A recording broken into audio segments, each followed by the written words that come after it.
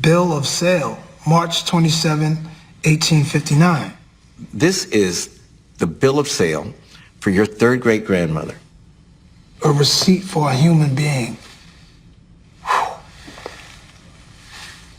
Received of Benjamin Franklin Little, $830, being in full for the purchase of a Negro slave named Pocahontas. They paid $830 for my great-great-great-grandma? I got more than that in my pocket right now. Now, Nuz, when Pocahontas was purchased by Benjamin Franklin Little, she was about 14 or 15 years old. Wow, 15 years old. Wow. See, this is painful now. This is like, to see that, it's like, that hurts. Yeah. Let's see what else we can find. Now Uh-oh, we starting to put faces to names here? That is the Carlisle Plantation in Richmond, and that is Benjamin Franklin Little. Take a look at that guy. That is the white man who owned your ancestors. This is the face my ancestors looked at every day. Every day. The eyes they looked at. Now I can see where they walked, what they saw. Unfortunately, the house burned down in 1963, and today it's nothing but a forest. But Naz, we ask, you were going to say something, I'm sorry. No, I'm just thinking about buying that land. Oh, good. I was hoping you'd say it. In 1865, Calvin and Pocahontas walked off the Carlisle Plantation and began their new lives. Through court records, we discovered one way that they chose to use their newfound freedom.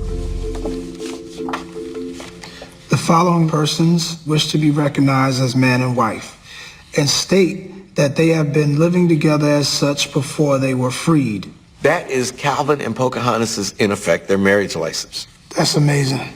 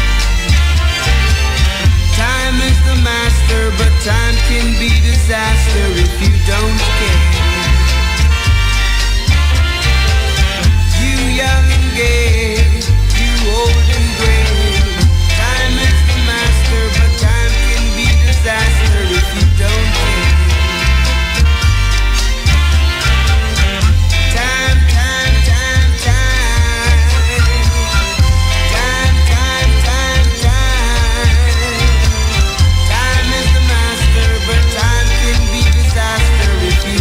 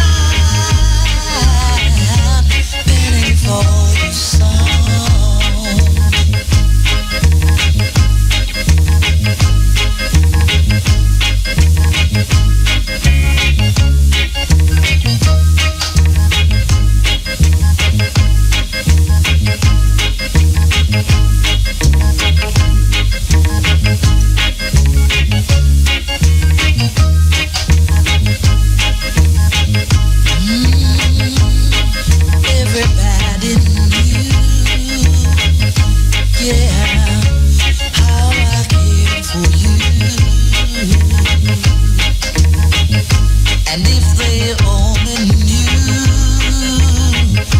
Lord, you were so untrue. Yes, I know what you're thinking, girl, and I know what you say. Yeah, you're listening to Scotty with the Federals, Spinning for Your Song, a song where we used to hear him rehearse it down at Kingston Technical High School when we used to go to school. The late, great Scotty. Yeah, man. Before that you hear John Holt, Time is the Master. Big tune in England in them days there. This is the Cutting Edge on RFM. We're there with you next Wednesday. We're there from 10 to 2. Now everybody knew, yes, how I cared for you. And if they only knew,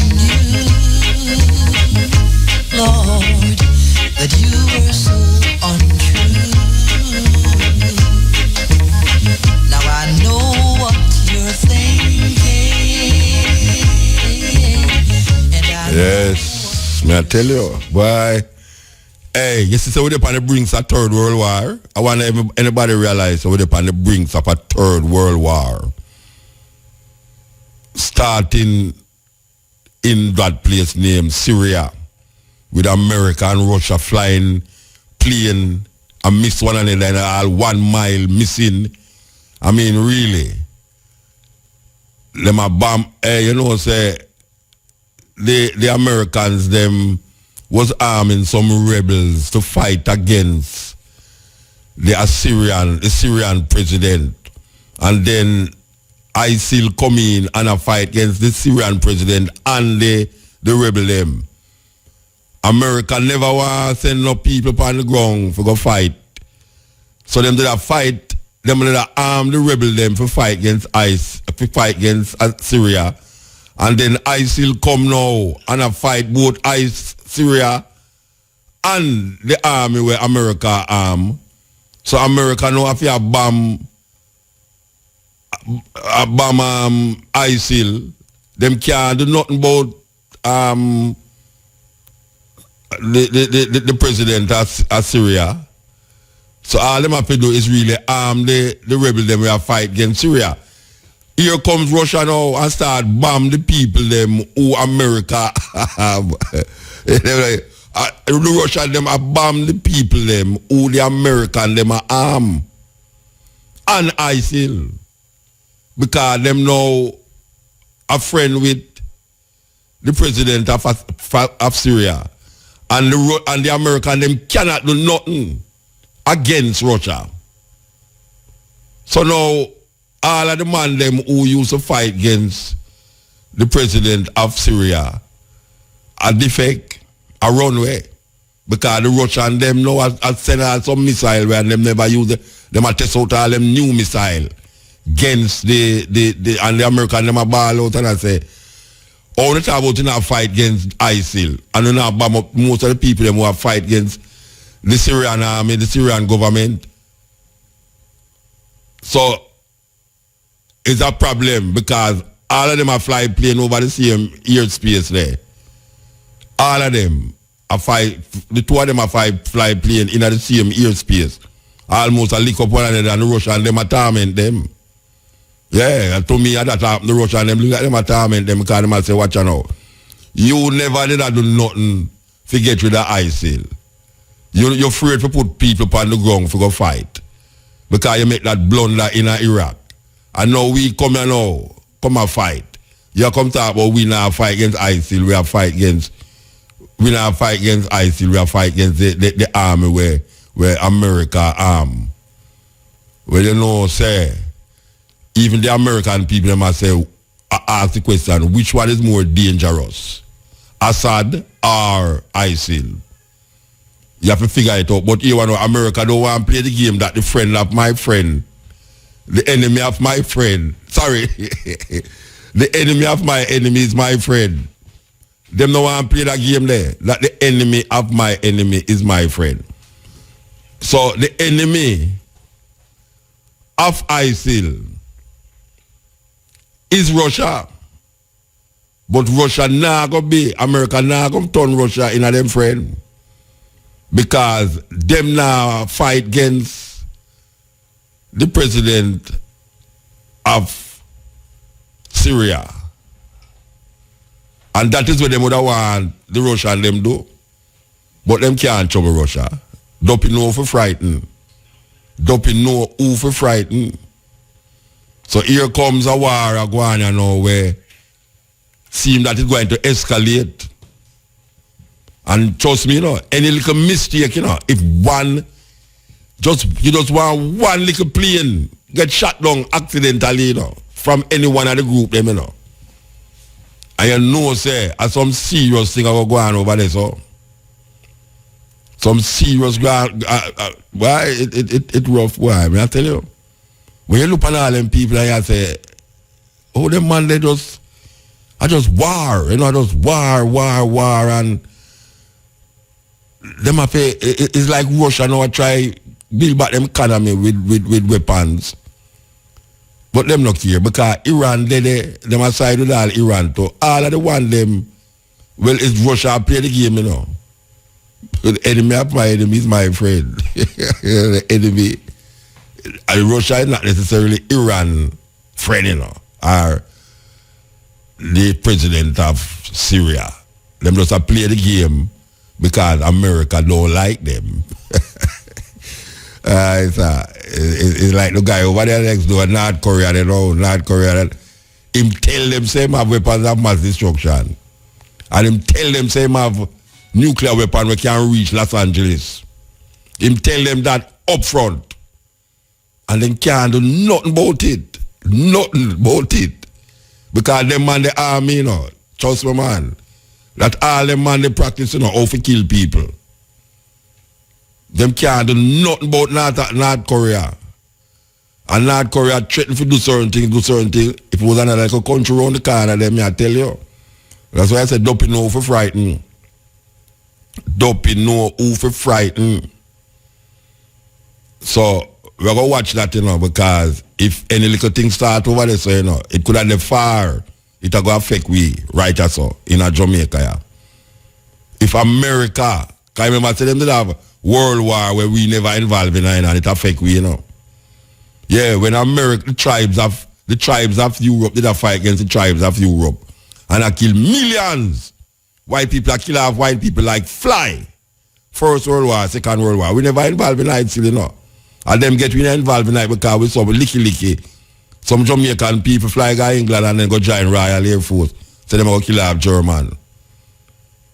Last week, remember, we talked about Muhammad Ali, Cassius Clay, who during the Vietnam War, them are force people to go fight against the Vietnamese, and Cassius Clay, Muhammad Ali say, watch out, I know that, them Vietnamese don't do me nothing, And them gone to prison. Gone to prison for that. When him in a prison, him really transform him life. One of the greatest boxer, if not the greatest boxer ever live, Muhammad Ali. Say him not going to Vietnam, go kill no Vietnamese people. And you see what happen? Them lose the war, big America lose against some little rice planters. Can you imagine that? People who does plant rice. Don't know nothing about no war. America go over there with them big weapon, this and that. And boom, them lose. It's about 50,000 Americans dead. And then now them go bomb Japan, Hiroshima, Nagasaki, them bomb it. The only country on earth that has ever used an atomic bomb against the next nation. The United States of America. Up to this day, the residue of that bombing has affected the Japanese people. Up to this day. Up to this day. And then you have China around the corner there. Meanwhile, them look at China torment America again with cyber war. Cyber war. I don't know if Tony know about them thing there, Tony. And Tony me a call like that. It come like, you know, he did have a group named Tony. What did they wrong to that group there? You know that group, the Tony? Yeah. What wrong? What did happen to that group there? One of the Tony them left there, Tony, how it go? Anyway, we have a Tony in the studio here, and she did on top of the truck with me. She is the what them call you now? What them call you? Eh? Social media producer. She's the one responsible for all the picture them what you see. I come out on the social media. All she do just take picture. What a beautiful work. She just walk around and take picture. I get paid feet. Sure. Eh? Me I tell you, she just a walk. If you see her do something, you know, she just take your picture and put it on social media. Eh? Me I tell you. Cyber crime is one of them big crime we are going on now, and the Chinese them look like them have it pat. Them just go in a certain secret documents in America and long after the America them find out. So that's another war again, you know. This is not war of bombs and guns now, but war of getting information where you're not supposed to get and use it against the country. Like if a man go invent all a brand new way to drive car now and him have a little secret papers them in the computer, I'm going to boom, I'm going to come and say, what? They might try invent something, and this time them just take that tray and just go invent it and make them say them invent it first. Cyber war. Make you do things where you never do, and make you there a place where you never there. You're a man say, boy, right now, you're there. You know, so me see you in England last week, and you did not sleep with your wife, and no care what. The man said, me see your wife start doubt it now. Even though you did not sleep with her, your wife start doubt. I said, wait there. I wonder if I true about that. Maybe I know last week you did not sleep with me, you know. Maybe I the week before. You didn't really there in England for true. Cyber war. You can't tell them to anybody there. When the man they don't make all image of you and all them thing there. And put your picture in a computer so you pass through airport. You'll never pass through no airport. And then there's the problem of the chip them now. You know, so them put chip in a baby now, you know. Yeah, baby with just born. They put chip in a them. That's when them grow up, they manipulate the youth them. And then like a science fiction me are telling about, you know, a real thing I go on, you know. Them put chip in a you, the chip them can go in a the needle them, you know. And so the man them weird, you know, them a put information in a chip where them can take injection needle and put it in a you. And you grow up with that chip there, and over a period of time, they manipulate you. That means when you reach all Brian age and all, because it look like him get manipulated already. When you reach all Brian age now, it's Brian that go on certain way, you wonder how the youth are going so. Uncle for come find out, say, them to put a chip in him. It might sound like science fiction, you know, but then them they don't show them thing in a movie already now with a look at it as fiction. And then we see a whole heap of things with them that are put in the movie them. We come to say it's a real thing, them that are really, it's like them are show you to make you feel that it don't exist, but it really exists. It's like when them call now, them have, when them call it, when them multiply you, them genetically modify you. Yes, them genetically modified people. Because them genetically modified animals already, you know. And them genetically modified all the chicken where you eat. That now them have chicken, now them have produce chicken without feather. Can you imagine that? You produce chicken without feather, you know. And the chicken will come all in a 1 week, chicken get big and broad and fat and lovely and you eat that, you know. Them are genetically modified. Most things now where we are eat. Most of the food them we are get from America is genetically modified food. They modified for either get a bigger yield. They modified that it not get rotten, it not stale. So you have all one tomato, all 1 year, you put in your fridge, you see it come back, you see it look same way. Genetically modification. Them genetically modified, I'm a producer too. Oh, you know, Malik? I hear say them, Hush. That's how it go. Hush. Yeah? Hush. I'm going to take them up. I'm going to talk to them. Yeah, I'm going to talk to them. They must get good car. They have big radio station. They have big radio station. They must get good car. Click it. Yes, cutting edge. We're there with you. Yeah, man. We are talking about... you know, so we want to thank the producers at IRFM who was involved in that coordination and organization of that march/motorcade that took place on Sunday for Paul Bogle. We're talking about Samantha, Monique, Shamar, and Tony. Yes. Tony. Yes. Don't call her here regular. It's not Tony. Tony is a name of a group from long time in the 80s there. I don't know where I'm telling them now. But I want to thank all of those ones to make me there really feel good. I feel energized. Yes, I feel energized, and I feel that IRFM did a wonderful work to really manifest that work in the way that it was manifested. Yes. We can thank Cabo a little more and Nick and all of them, but these is four sisters. The four sisters them are really emphasized right now. Monique, Shamar,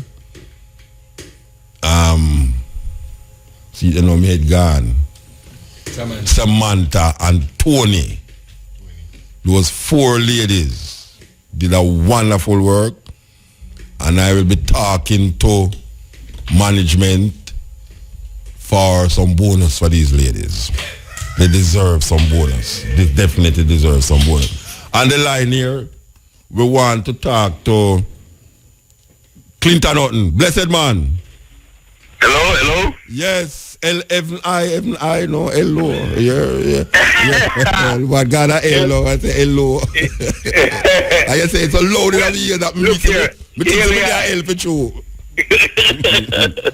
No, you give a wonderful, though long, but a wonderful presentation the other day. All the children, them was really interested in what you were saying. Quite so. I mean, it was wonderful, man. I learned a lot there. Given that you have done so much work on that line there, you know, I really give. Yeah, man, for years. Yeah, I remember. I was even from the time when I was up there doing this folk philosophy. Right. I used to go on sabbatical in St. Thomas. Yeah, man. Yeah. Yeah. Okay. So I see you around the table and like that snap away. Mm-hmm. Yeah. In fact, you know, especially I focus on the children because these pictures will survive, and 50 years from now, yes, when those children get mothers and fathers and grandfathers, yes, and grandmothers, they will see themselves. Yeah, man, definitely. And you know, I don't know, but I did kind of want to see more of that at the night. Yes. I did want to see more, you know. I did want to see the combination of the burro drum them with the whole process, the whole table setting, and more things supposed to go on around the table. I don't know why them stop it. Only the bread, me see them girls and thing, and that's it. You know, me really expect more still, but that's how it go. Yeah. That's how it go. All right, Clinton. Paul Bogle is where we are working with her now. We have a book named Color for Color, Skin for Skin, marching with your ancestral spirits into war or at Morant Bay. Yes. That is what the book name? Yes. And where you come up with them long name, man? Color for color, well, first of all, color for color. Skin for skin. Skin for skin. Yes. Was a slogan. Yes. It was the main slogan of that war, of the people, that movement in St. Thomas in the East. Yeah. That was their main slogan. And incidentally, the very earliest Rastafari movement adopted that slogan. Yes, skin for skin, color for color. Yes.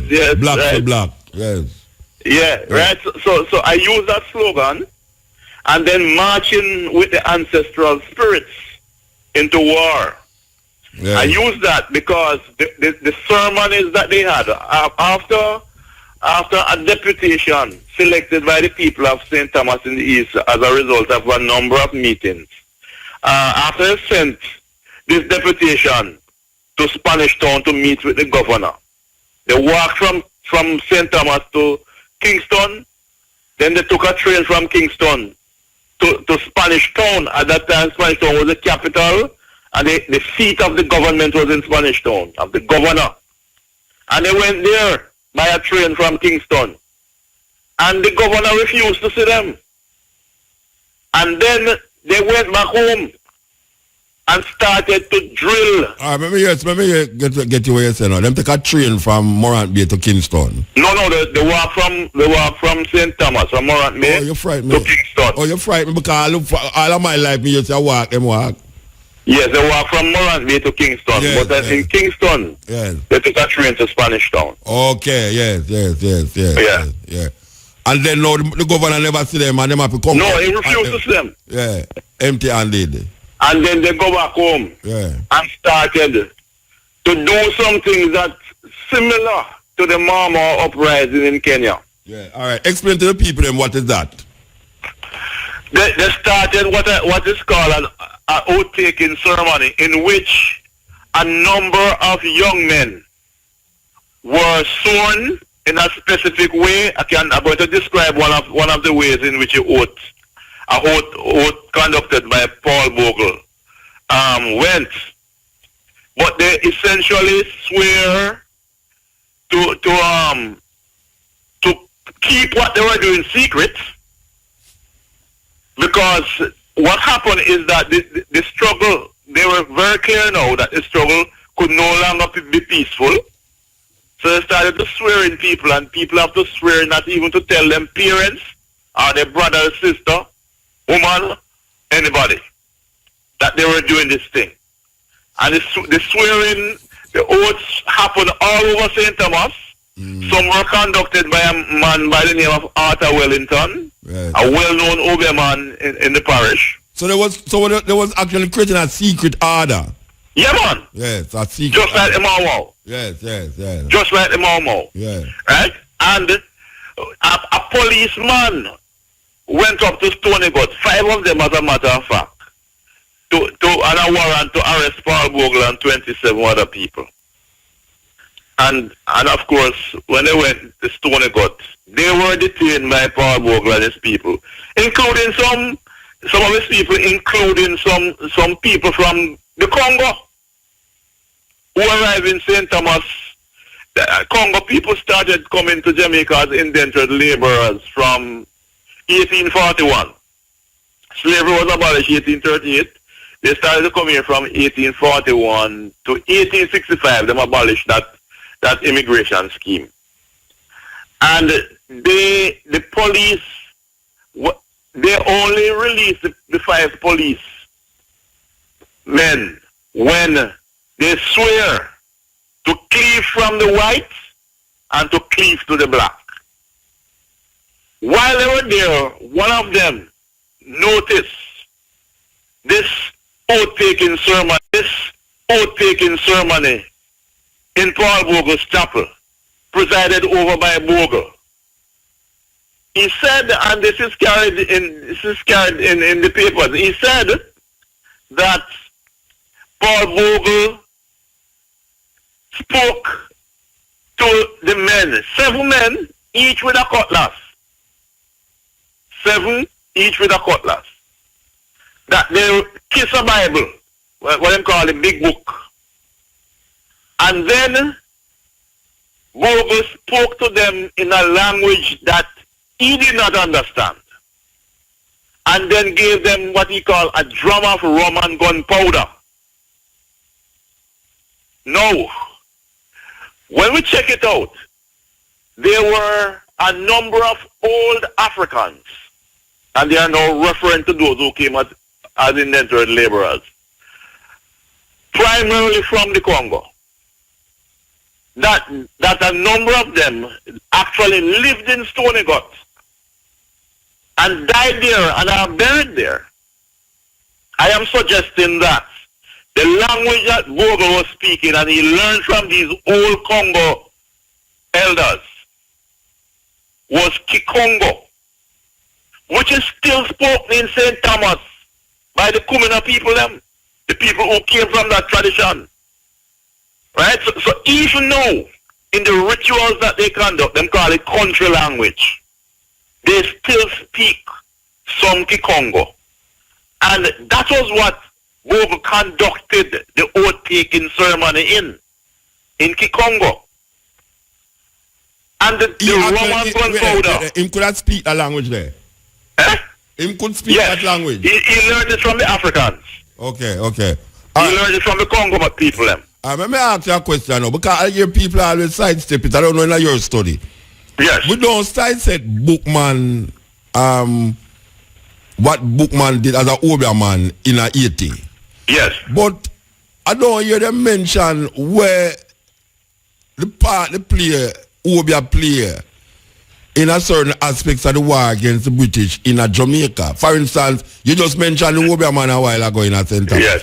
And we know that most of the leaders them for them struggle there. The reason why them become leaders is because them partake, even though them claim to be deacons and Baptists.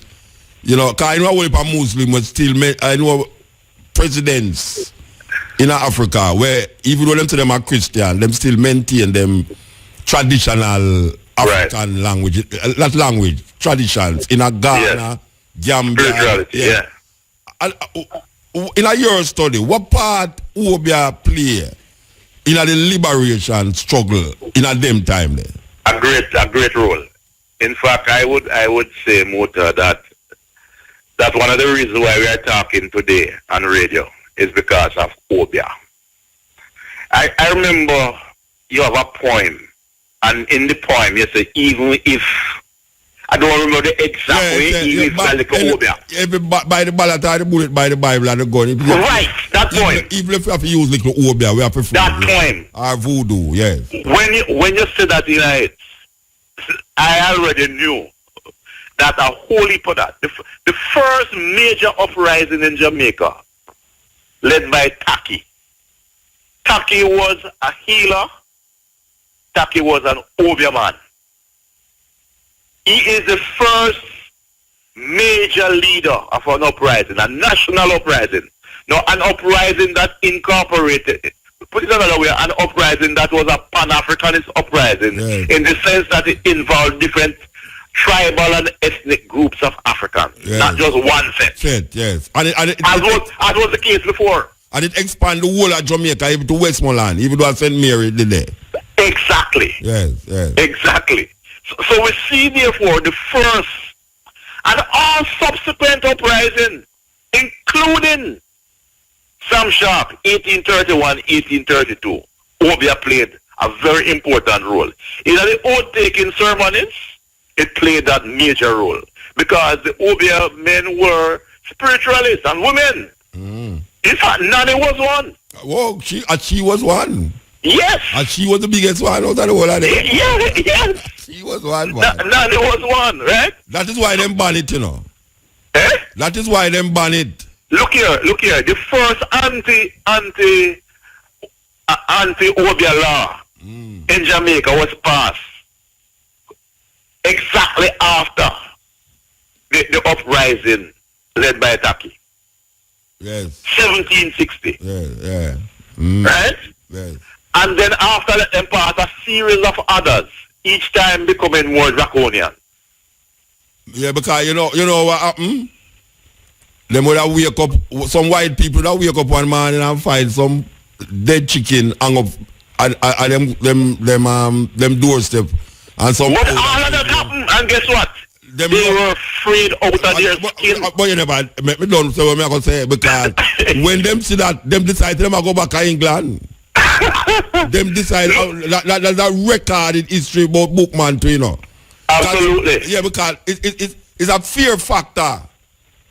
Obia sometimes play upon the psyche of people, you know. Absolutely. But people don't understand how how deep the psyche of people can be used or used against them by using certain things against them. You know, is that absolutely. And I remember leading up to Morant Bay 1865, a number of people start to, like in St. Elizabeth, start to hire guard for guard them house at night time.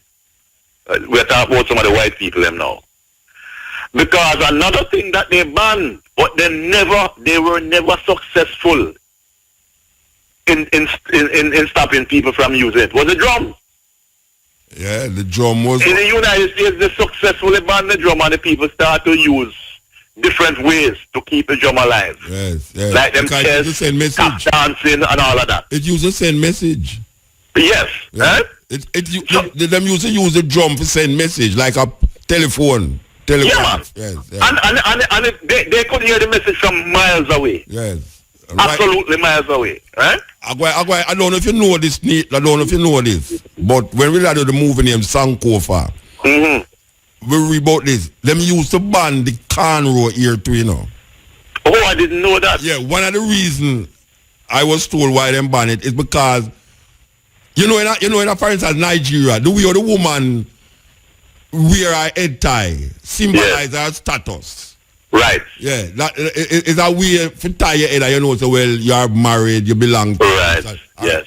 Well, in that slave plantation, the way the woman can right here, without speaking, she could have walked through the field, and the man them who are plan uprising can look on her ear or it can roll and know, so well, I'll read the message. Slave master gone with a weekend or... It's a very scientific approach to things, you know, because I remember I say most of the women them did that work in the house.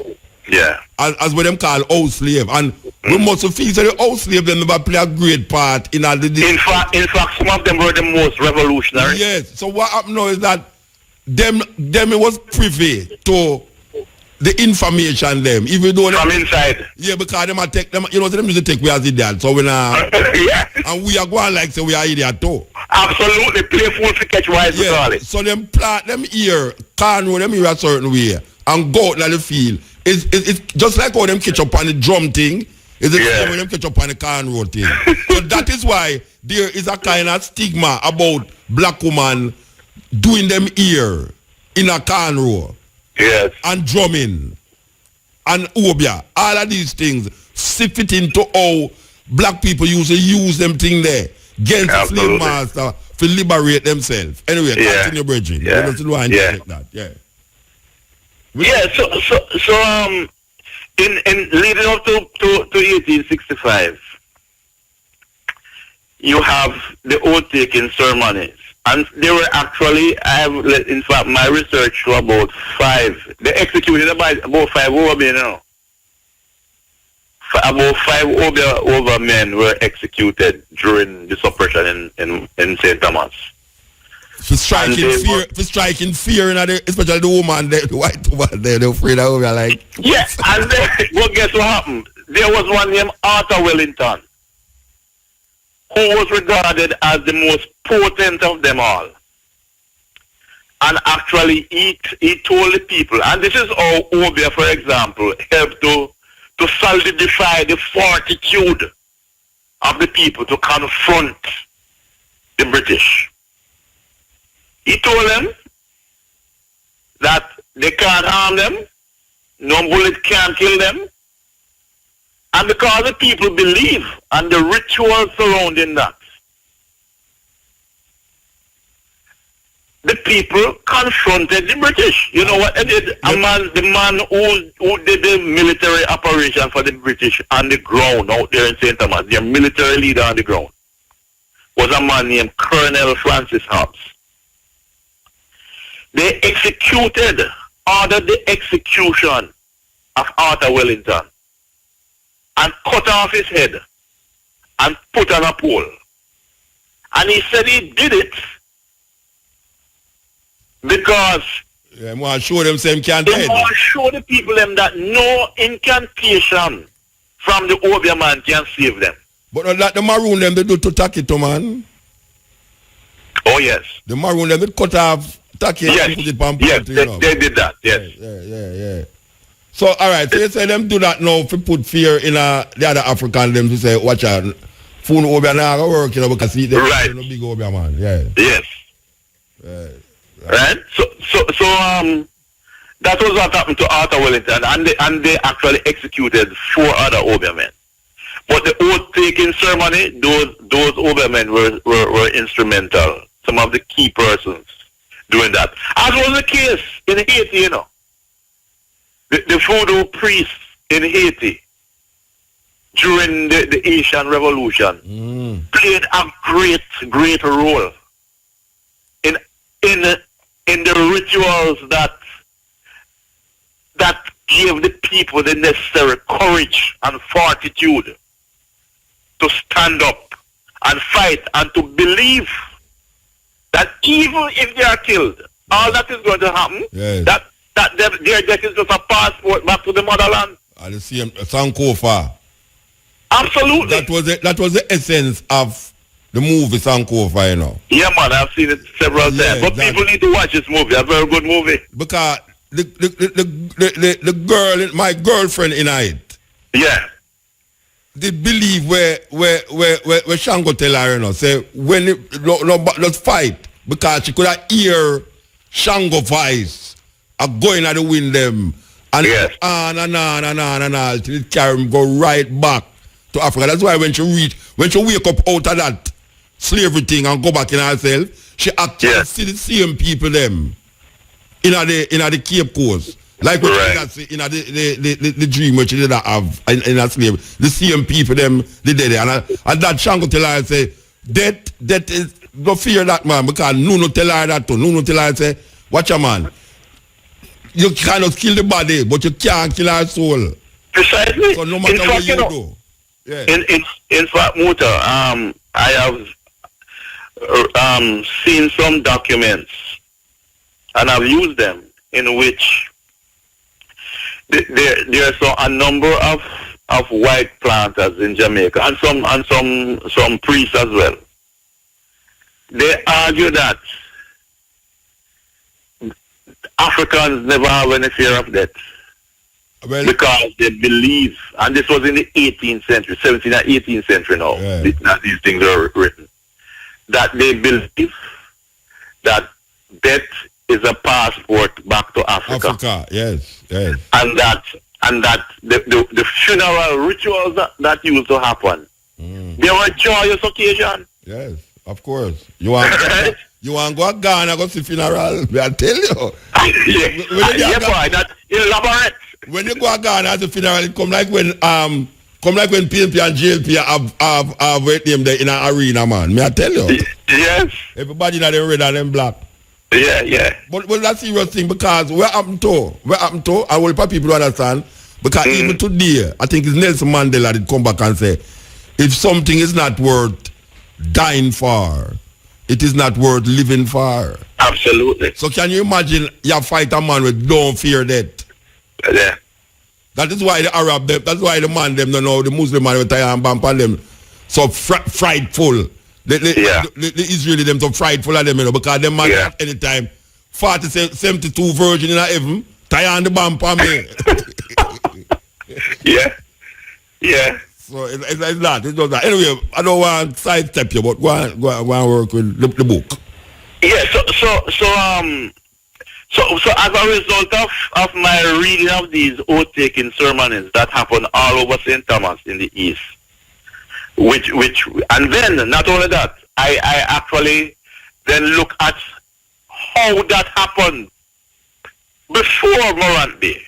So I look back at the 1831-1832 uprising led in Western Jamaica by Sam Sharp. Then I look back at the Taki uprising. Then I go beyond that and look at the Haitian Revolution. And believe me, the same pattern. And the oaths were taken in the ancestor's name. Because the belief is, if you take an oath in the ancestor's name, because the ancestors are not a separate part of the community. They are an integral part of the community. They are called upon every day. And that is why they have rituals to feed the ancestors and libation and all of those things. So the oath was to get people to agree to certain things for political struggle in the name of the ancestors, while at the same time calling on the ancestors to join them in the struggle. And that is why it is called marching with the ancestral spirits into war at Morant Bay. And hence the long title for that book, Color for Color, Skin for Skin, marching with the ancestral spirits into war at Morant Bay. And in fact, when they reach at Stanton Road and Church Road, just little side of Morant Bay, there was a huge cotton tree, and in fact I was subsequently told by some people there that there are many cotton trees around there. And the place is still called Cotton Tree, that area. That they stopped on the big cotton tree before they went into the bay and have their last meeting. Now, during slavery, cotton trees were like church buildings. There were places where enslaved Africans would worship and carry out rituals under, because the belief is that the ancestral spirits like to gather and communicate on the cotton trees. In fact, one of the reasons why the Americans, when they went to Haiti, try their best to cut down all of the cotton trees when they occupied Haiti in 1914 to 1932. Oh, that was the reason for cut down the tree them, the cotton tree. Yes. Cause I remember cotton tree along a camp there, cotton tree gate there. Yes. That's a big one, eh? Yeah, them have a big cotton tree also out of ferry there too. Oh, right. Huge one, right. Well, guess what? The one in St. Thomas that Paul Bogle and the people stopped under, it was photographed in 1866. In fact, I have a photo of it. Oh, yeah? Yeah. It was photographed, so we know what it looked like. Yeah.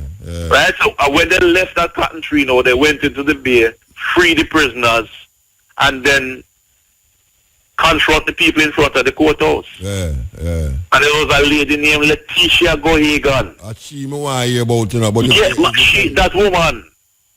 Right? In fact, the literature, the colonial literature, referred to her as Mrs.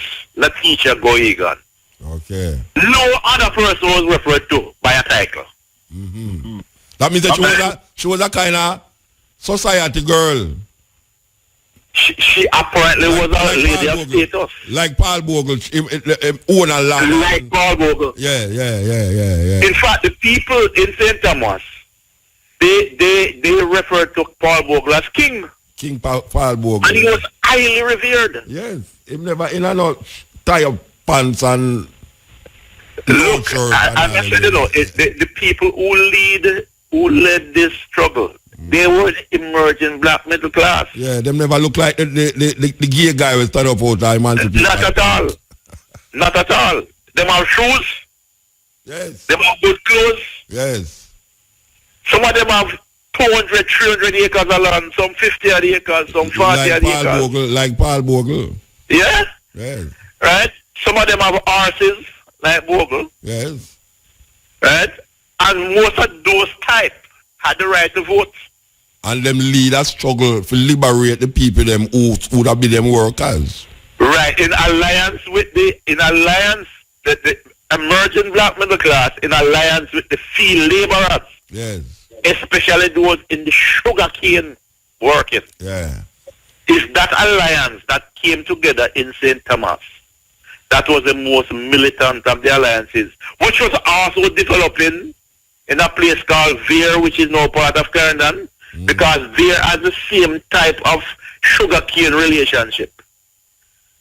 Right? And Westmoreland, in 1858, you have in Westmoreland what is called the toll gate riots. Yeah. Because people walk on the road and you go bush or Rasta. And you have to pay toll, Yeah. Right? You go your ground.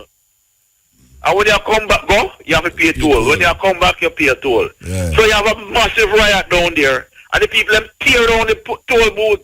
And then more people join them. Hundreds of people. Yeah, block the road them and all them. Yeah. Yes. Cut down trees and block the roads. Right, See, cut down tree business? yeah, that long time. It has been going on, they don't like it, but it has been going on for a very long time. But that is one of the ways the people them use to satisfy them. Yeah, them way. right? But I can ask you a question, you see? Yeah. All right. Paul Bogle get hung. What Yes. type of people get shot when it involved in it? Yes. Suppose somebody look at you and say, well, see there, so some man rise up, what purpose that it serve? Because all of them dead and things stay the same. Yes. What you not say about that? Well, I would agree. You wouldn't agree? No, All right, because explain why you wouldn't people, agree. Because Paul Bogle did a fight with something where never did come to fruit teacher and him get murdered, shot feet. yeah, but look, every political struggle was not successful in the first time, you know. But clearly, they learned from the struggle of 1858, which is the form that the struggle took in St. Thomas. When we look at political struggle in terms of armed struggle, a violent type of struggle, we have a number of examples. The Maroons were very successful in using guerrilla warfare. Right? And then you have like the toll gate riots and the riots in Trelawney, in Falmouth. Those were a smaller version of 1865. And 1865 was a smaller version of 1838. 1838 happened all across Jamaica. And as a result of that, some of the things that we were not gained as a result of 1865 came in 1860, 1838. All right, I'm going to come back and tell me what changed because of the war in Paul Bogle time. Tell me what changed. All right. Okay. Cutting Edge. Clinton Hutton is on the line here. Blessed man, we're there with you again. Yes, we are talking about this book, Color for Color, Skin for Skin, marching with the ancestral spirits. Long title for your book. All right, well, this book you published already? Yeah, it's we're going to have the launch. Yes, we're going to have the launch next week Wednesday. That is October 21. Oh, and next week Wednesday you have the launch?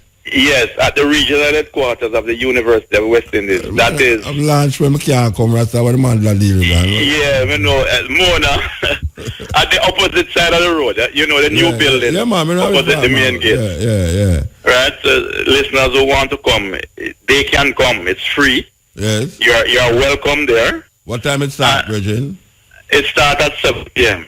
7 p.m. And it's going to be opened by, the book is going to be launched by Professor Rupert Lewis. And we're going to have some master Kumina drummers. Yeah. And the exhibitions, it's a book launch and an exhibition of some of my paintings and photos on the same theme. And the book is going to be launched by Herbie Miller. Okay, Herbie Miller. Right, so the two things will take place simultaneously at the same time. Yeah. Right? And anyone can just walk into the place. And will you be at the enactment of the trial, the reenactment of the trial? Yes, that is going to be when the 20th. October the 25th. Yeah, October the 25th. Yes, at the new courthouse in St. Thomas, in Morant Bay. Yes. What it is going to be, it's a trial of Governor Ear, yes. The governor, yes. Yeah. He's going to be tried in Jamaica. Yeah. By Jamaican jurists and jury. Yes. Very important. Because he was tried in Britain and them let him go. Terrible thing. Yes. Terrible thing. Right? But I don't think we'll get a fair trial now, though. Why you think so? No, because I done guilty. Spider-Man guilty before the trial. Would I like him liar, Bridget, because... Well, you remember Prince Buster, Judge Red? Yeah. And you follow up the Judge Red? People scored. And before you, Peter Tosh? But if we done, try the man and court not try it. A mistrial, which I call for a mistrial. Oh God! Well, guess what? He's going to have his representative. Yeah, that not say nothing. Don't He's try. going to have his own lawyer. Don't try the thing outside of the court already. Him can't get a fair trial. Can't get a fair trial. They try public opinion. No, I'm sorry for him, sir. I'm defend him, Bridget. I'm defend him. Don't try the man. Well, people, come and watch this trial and you can determine. I don't know if you come in there with your mind made up already. Everybody mind make up already. The man can't get a fair trial. You need to move the trial place. Can't get a fair trial. Anyway, we want to give thanks, because I know so we're going to interview Michael Holgate about this. Yeah, man, because Michael is the man who organized this group of actors and actresses. So why you remind the people about this book, Color for Color, Skin for Skin? Yes, it's going to be launched next week, Wednesday, October 21, at the regional headquarters of the University of the West Indies, Mona. That's opposite the main gate, the new building on the other side of the road. It's going to be launched at 7 p.m. Next week, Wednesday. All right. Any price upon the book yet? No, I don't know what the price is going to be because the publisher, Ian Randall's publisher. Oh, Ian Randall published it. All right. Yeah, man. Yeah. Big publisher. Big publisher. Yeah, man. So that they're going to do that. Yeah. But we can talk some other time about Morant because a number of things happen. Like, for example, a lot of people went mad after that, Yeah. Right? Yeah. And then what opened up was the great migration from Jamaica to Panama, Costa Rica, and then later Cuba. Yeah. For people to find work to do. All right. We call you forward again now. We're going to take more dead. All right. Give thanks, Bridget. Yeah, man. Bless it. Yeah, that was Clinton Hutton. Him at the University of the West Indies. He does publish a book, Color for Color, Skin for Skin. Marching with the ancestral spirits into a Morant Bay. Serious title that for a book. Hope people don't know that even at them time the man ball out color for color, skin for skin, and that means you have to cleave to your color, cleave to your skin and eyes. Watch you know. You could have deal, you're gonna feel it too. You understand that? So it worked. Paul Bogle set a trend in Jamaica to defend the rights of people who was disenfranchised by the system. And though it be a European British person visible and the soldiers were visible white, but they have maintained their system under the guise of black skin. But we know, say, as we always say, roast breadfruit is a serious thing. Roast breadfruit black when fire take it, but when you peel it off. And most of them people are well, say them are governor. They are reincarnation of governor here. Reincarnation. Come back in a black skin. And now, I wonder, where is Paul Bogle? Where is Paul Bogle? This is the cutting edge on RFM. We're going to talk to a man who is he's the director of the reenactment of the trial of Governor here on October the 25th. You know, the IRFM down there again. Yes, IRFM are there again, You think the IRFM are a joke. We are work with all the things for work with, all the people them bring to light certain things historically and see how it can help to motivate the people them into action. Because it's confidence in yourself we work with.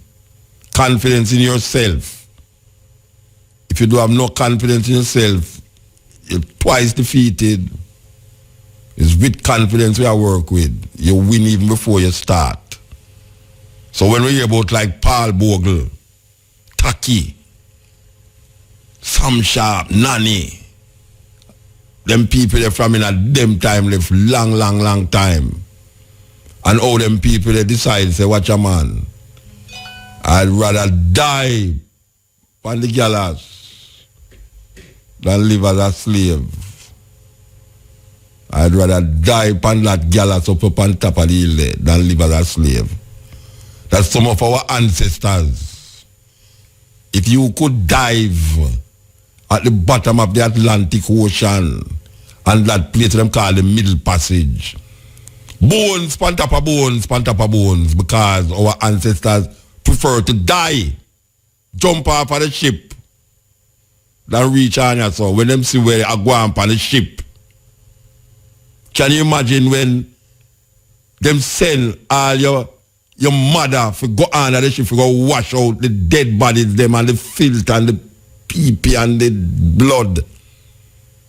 That when them each up one another together, you can't even move.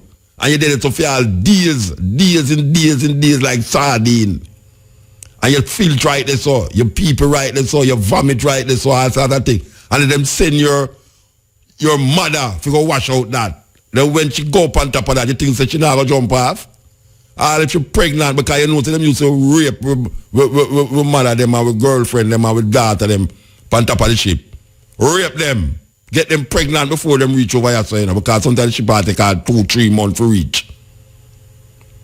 And when your mother realizes, or your sister realizes she's pregnant for this boy, when you look at your family underneath that ship there,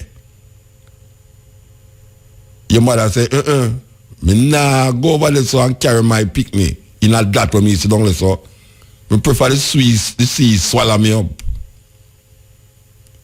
Hundreds jump off of that boat. Hundreds jump off of the boat and never reach us all. Hundreds. So it's not some passive people like what you see I just now. Where guys can come and lick you over this and lick you over this and lick over this and you just go on like and say, hey, look at man do this and that and where. Hey, if you don't learn from history, man, you're going to repeat it. That's what history is there to do. History is there to make you understand why you is here today and how you must move forward.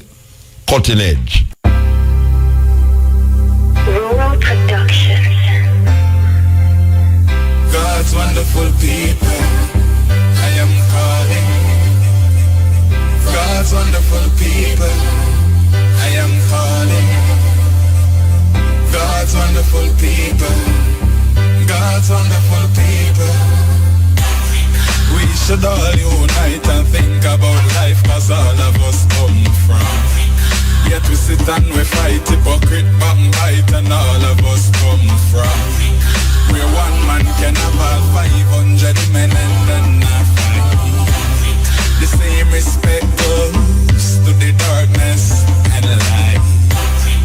When the other continents are fighting each other, they're all fighting for.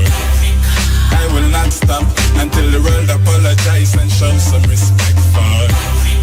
I know anything goes. Me love it when it rain, when it's sunny, when it snows. Me love when the wind blows. Me love to see my girls in the African clothes.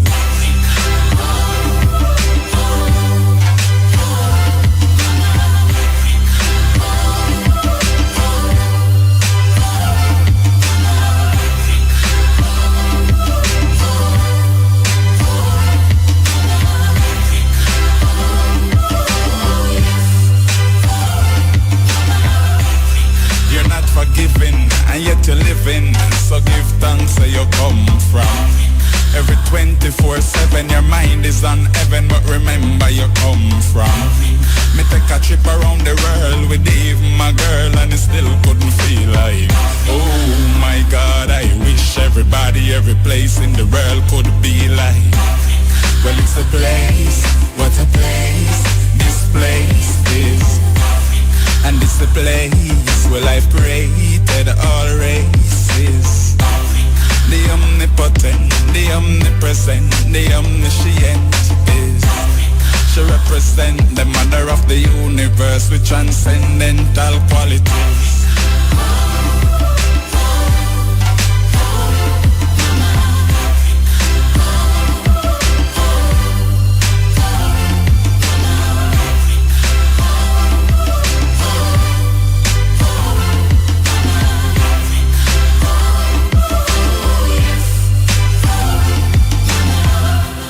the motherland, and it's the first and final destination. I for we land, I down there everybody come from.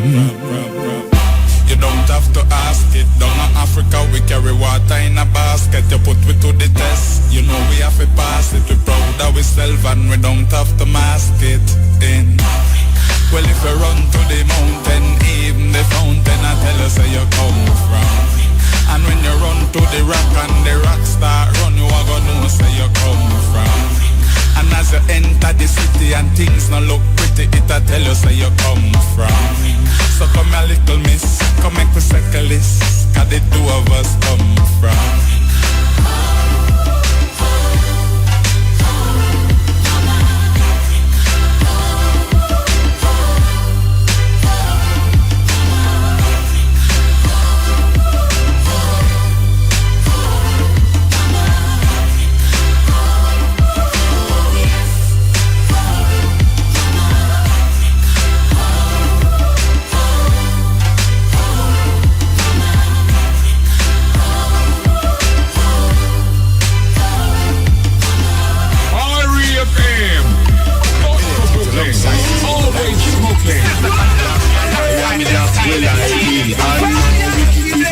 Can't change, we say we're black. And we're glad that's how we born, say we're black. And we're glad that's how we born, say we're black. And we're glad that's how we born. Millions sizzler, I tell the youth some what I born, say we're black. And we're glad that's how we born black. And we love us how we born black. And we're glad that's how we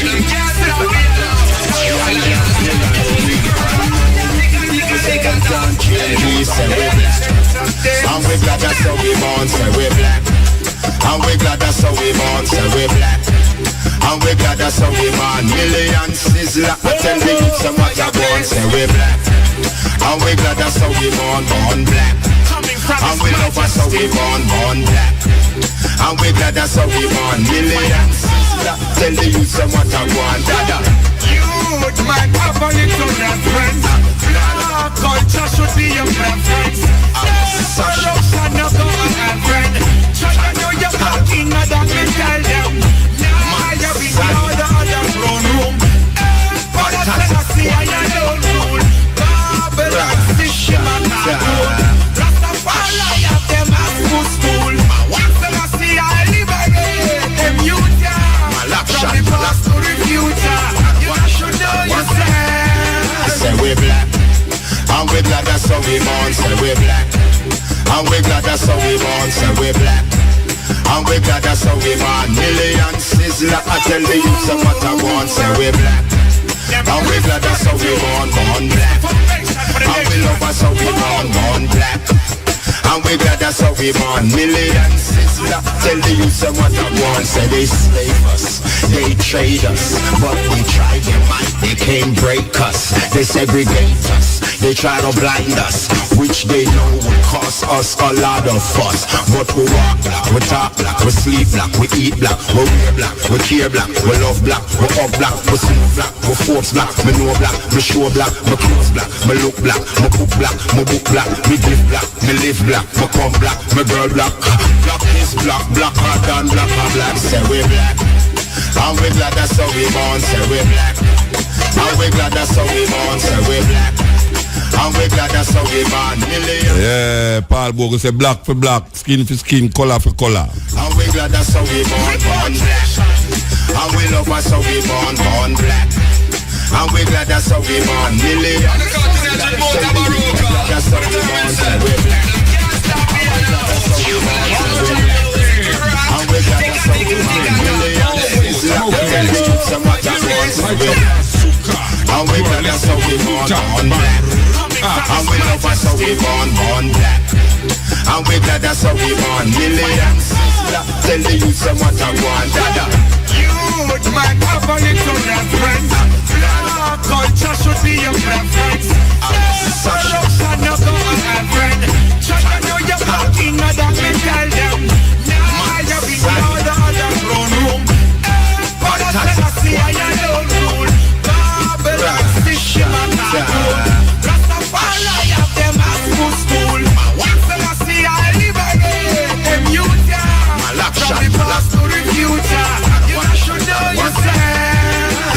black. And we glad that's how we born, say we black. And we glad that's how we born, say we black. And we glad that's how we born. Million sizzler, I tell the youth of what I want, say we black. And we glad that's how we born black. And we love us how we born black. And we glad that's how we born. Million sizzler, tell the youth of what I want, say they slave us, they trade us, but we try them and they can't break us. They segregate us, they try to blind us, which they know will cost us a lot of fuss. But we walk black, we talk black, we sleep black, we eat black, we wear black, we care black, we love black, we up black, we smoke black, we force black, me know black, me show black, me close black, me look black, me cook black, me book black, me give black, me live black, me come black, me girl black.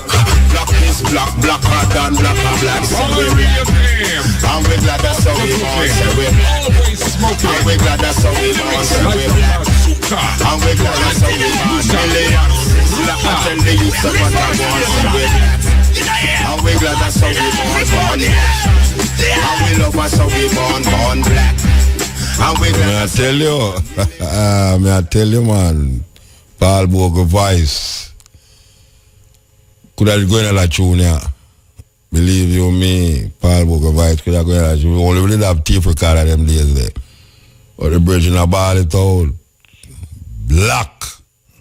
Born black. We are going to stay black. Color for color. Skin for skin. Paul Bogle cry out that. Echo it all over St. Thomas. Rally the people them to fight. Yes. On the line here we have Michael Wolgate, director of the reenactment of the trial for governor here on October the 25th. Good night, sir. Good night. Thanks for having me. Yeah, man, we'll have to play out that tune there 2 times. Yeah, man, I realize. Yeah, we'll have to play nice it. Stuff. Sorry for the hold up. No, man, that good, man. That's the first. I hear it still, I'm not really like. Oh, the first you hear it? Hey? Yeah. A long time about. All right, look at now. You when you say director, what? It's a movie business. When you say director of the reenactment, what do you mean? What do you mean? I am the person who pulling it together with the actors to put it on, well, not even on stage, because we're doing it in the courthouse. So I'm going to pull it together and make it conceptually make sense to an audience, the listening audience for radio, the viewing audience inside the courthouse, as well as for the people who are going to be eventually watching it on TV. So we're not going to have screens outside? Because I know in we're going to have screens outside. Because you know the crowd where they did it last Sunday, you're going to do it again, you know? Yeah. So we're not going to have screen outside? Yeah, man, we're going to have screens outside, and it's going to be because inside is a real courthouse, so inside it's probably around 60 to 90 people so much can hold inside. And we know that people going to want to be a part of this to try the man who should have get tried a long time. Dead or not, you know? Yeah. So but we're going to have the screens outside. But like what is in the day, all the screen I'm going to show that people them can't see it? Well, I think they're putting it inside tents. Oh, they might put screen them. Okay. Yeah, I think it's a tent thing they're doing, you know, putting up some big tents outside. I'm not sure exactly how the logistics of that, but I think that is what they're doing. Oh, you don't have no direction about that? Yeah, no. All right. Where take for direct? So, tell me now. Where take for put something like this together? What is the process that you're going through?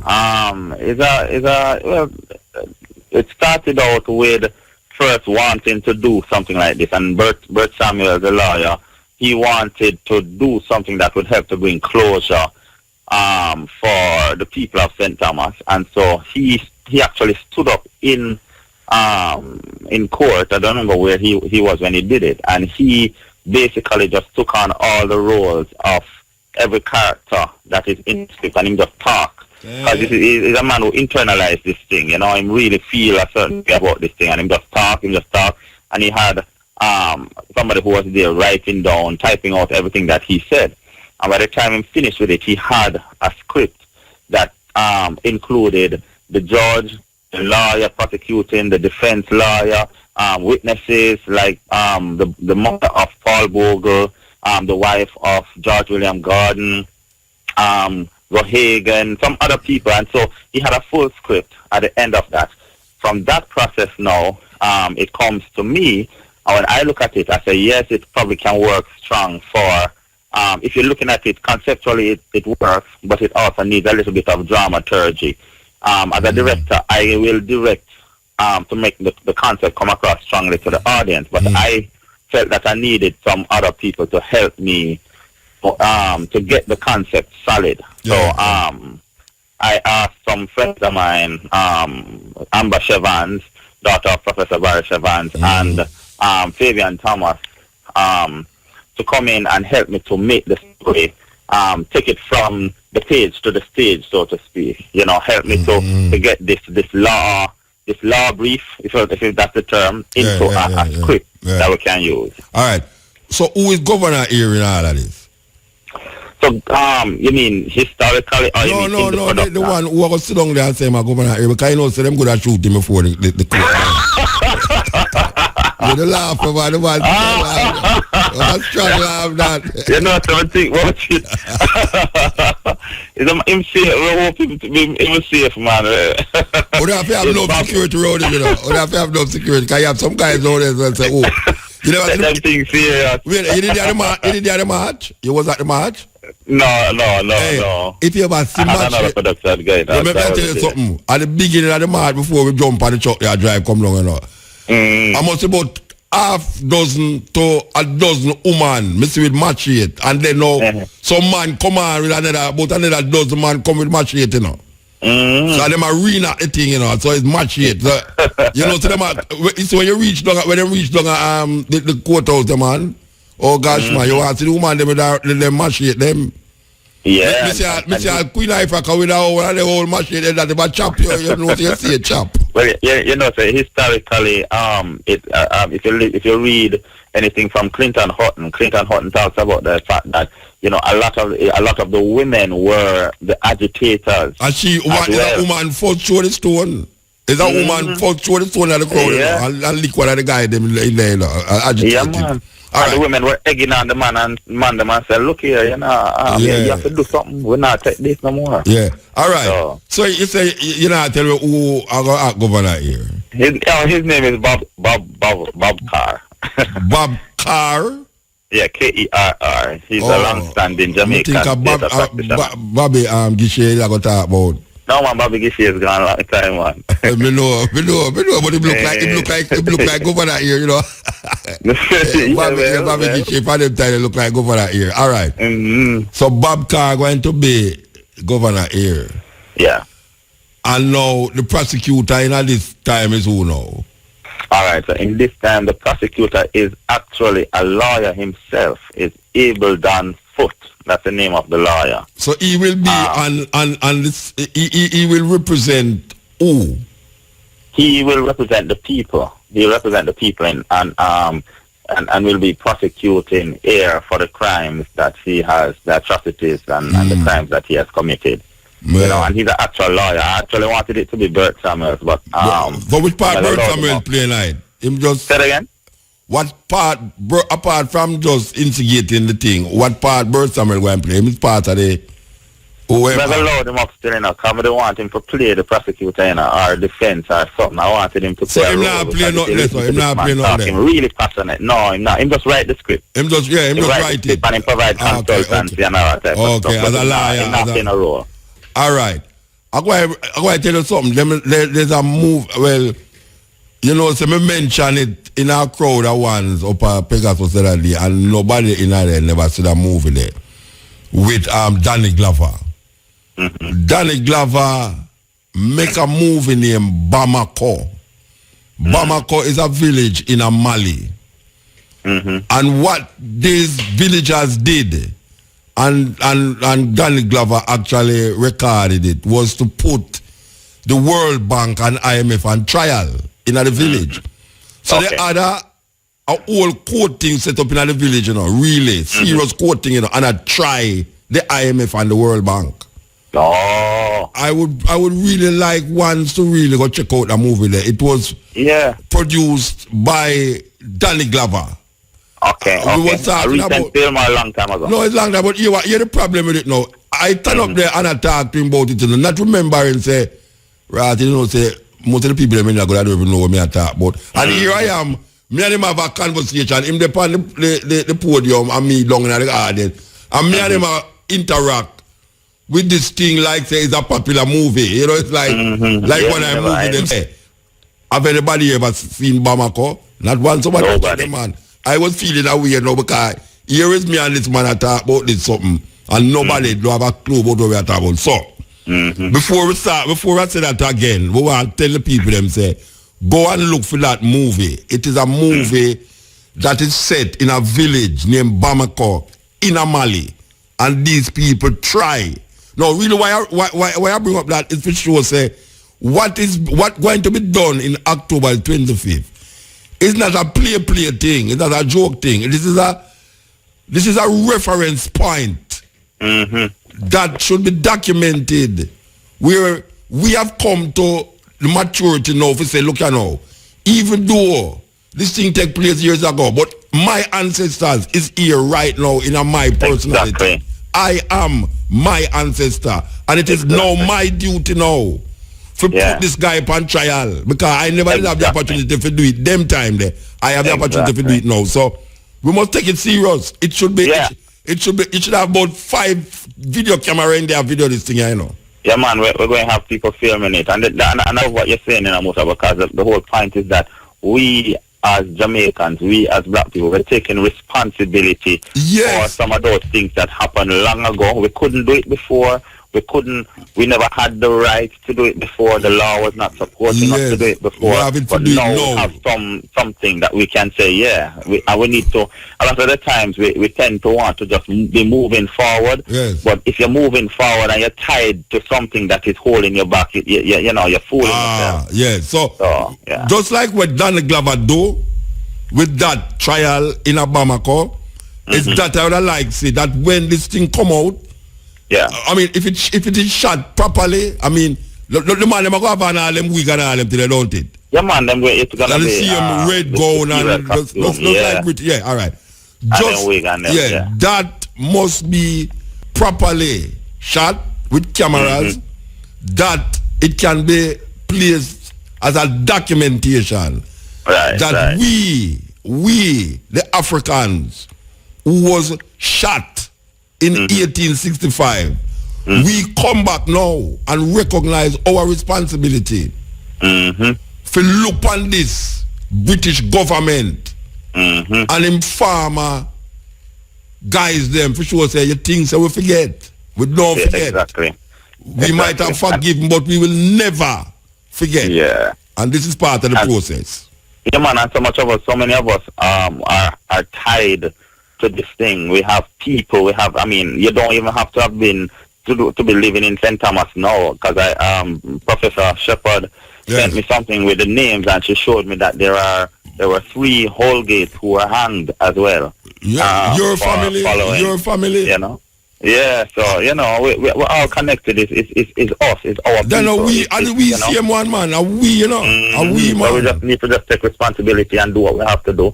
And sometimes what I love about this thing, is that we tend to think that it's only the laws that we make now that will make a difference. But the truth is that sometimes we have to do things outside of the law and the system, illegal things. I mean, not the illegal things. I mean, theater. This dramatization is something that will affect the psyche of the people. Create our own logics, man. That's what I call it. I call it creating our own logics and not making another man's logics define we. Because over the years, we have allowed the European logics to define we because we talk them language. And it's very difficult to come out of their logic with them language, because what the language that you use is the language you're thinking.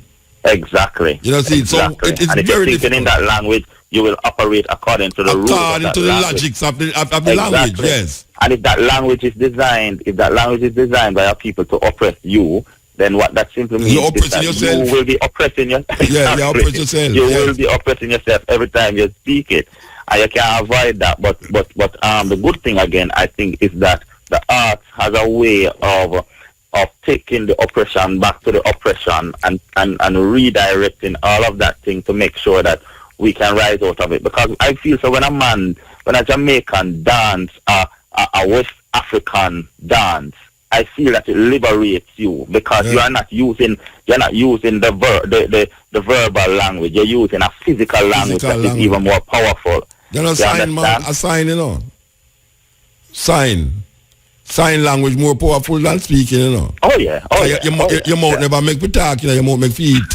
You understand? And develop in a talking. But when man find out say my mouth, we think we start smart, we start using tongue for yeah, we never a sign language we did use all the while, man. I eat your mouth come for eat, you know. A man start to develop this and then start to form language and then confuse one another.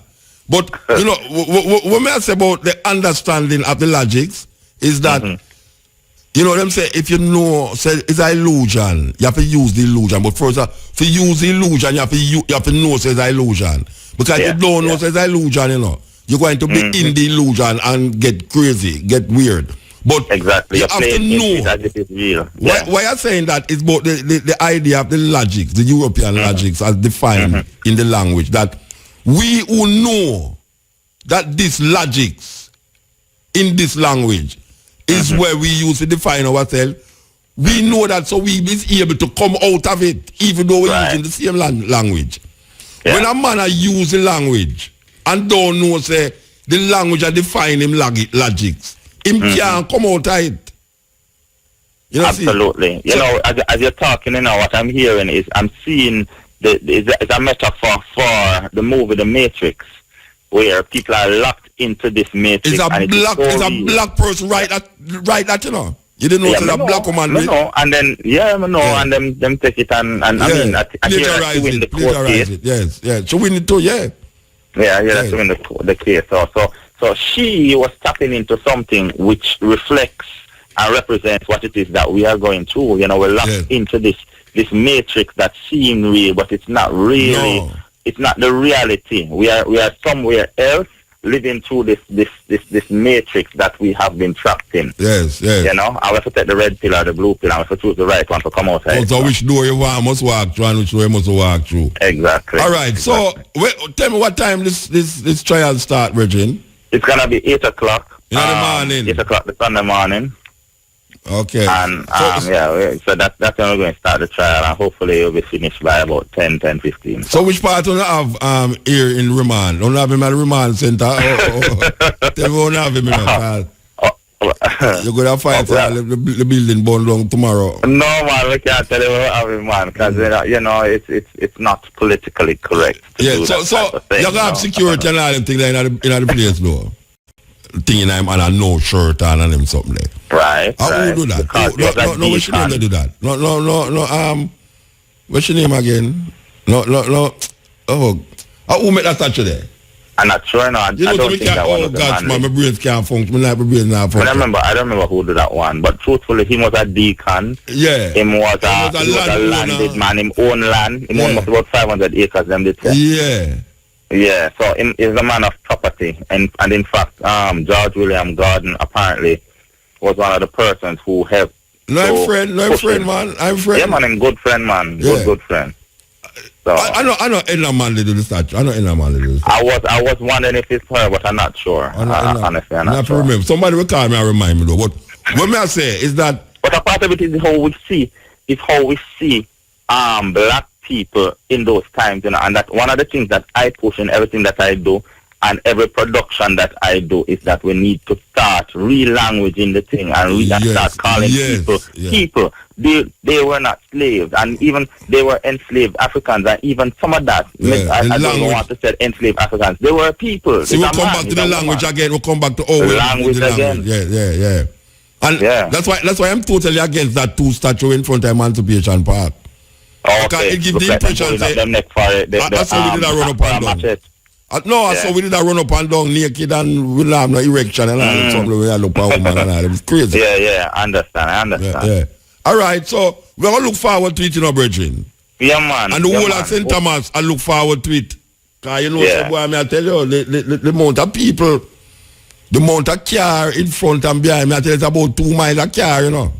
Mm-hmm. Yeah, man, plus people did that walk and the rain now make everybody run for shelter, but it was something else, man. I don't know if anything like that ever happened in Morant Bay before, apart from the rebellion. You know, but we give thanks. All right, Michael, we give thanks. Yes, sir. Yeah, man, we give thanks. And we look forward to this day, the 25th October. It starts 8 o'clock. IRFM will be there. running African will be there, and we will be broadcasting the trial live. Yeah. And it will also be on, what them call them thing again, internet. It will be, Right. be live stream, and we hope so. I recommend you get this sister with there with name Tony. Get her a camera, put it in her hand. Maybe she's a good director too, can really. You must have that set up already though. You must figure that out already, all right? Yeah, we have Lana Garden with me, and she's on the case of everything. All right, give thanks. Give thanks, Bridget. Respect. Thank you very much. Yeah, man. This is the Cutting Edge on RFM. You know here!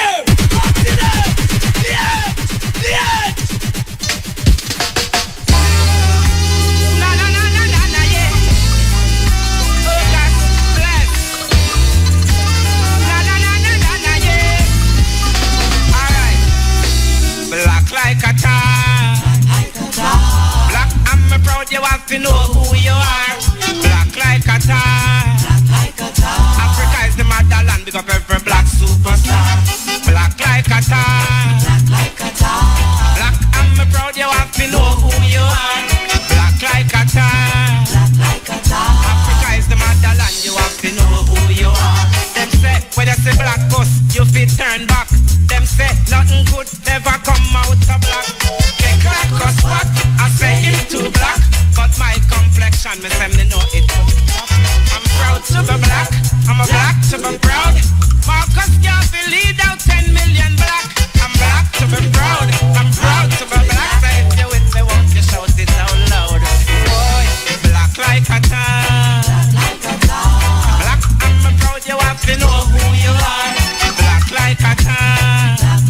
Africa is the motherland, big up every black superstar. Black like a tar.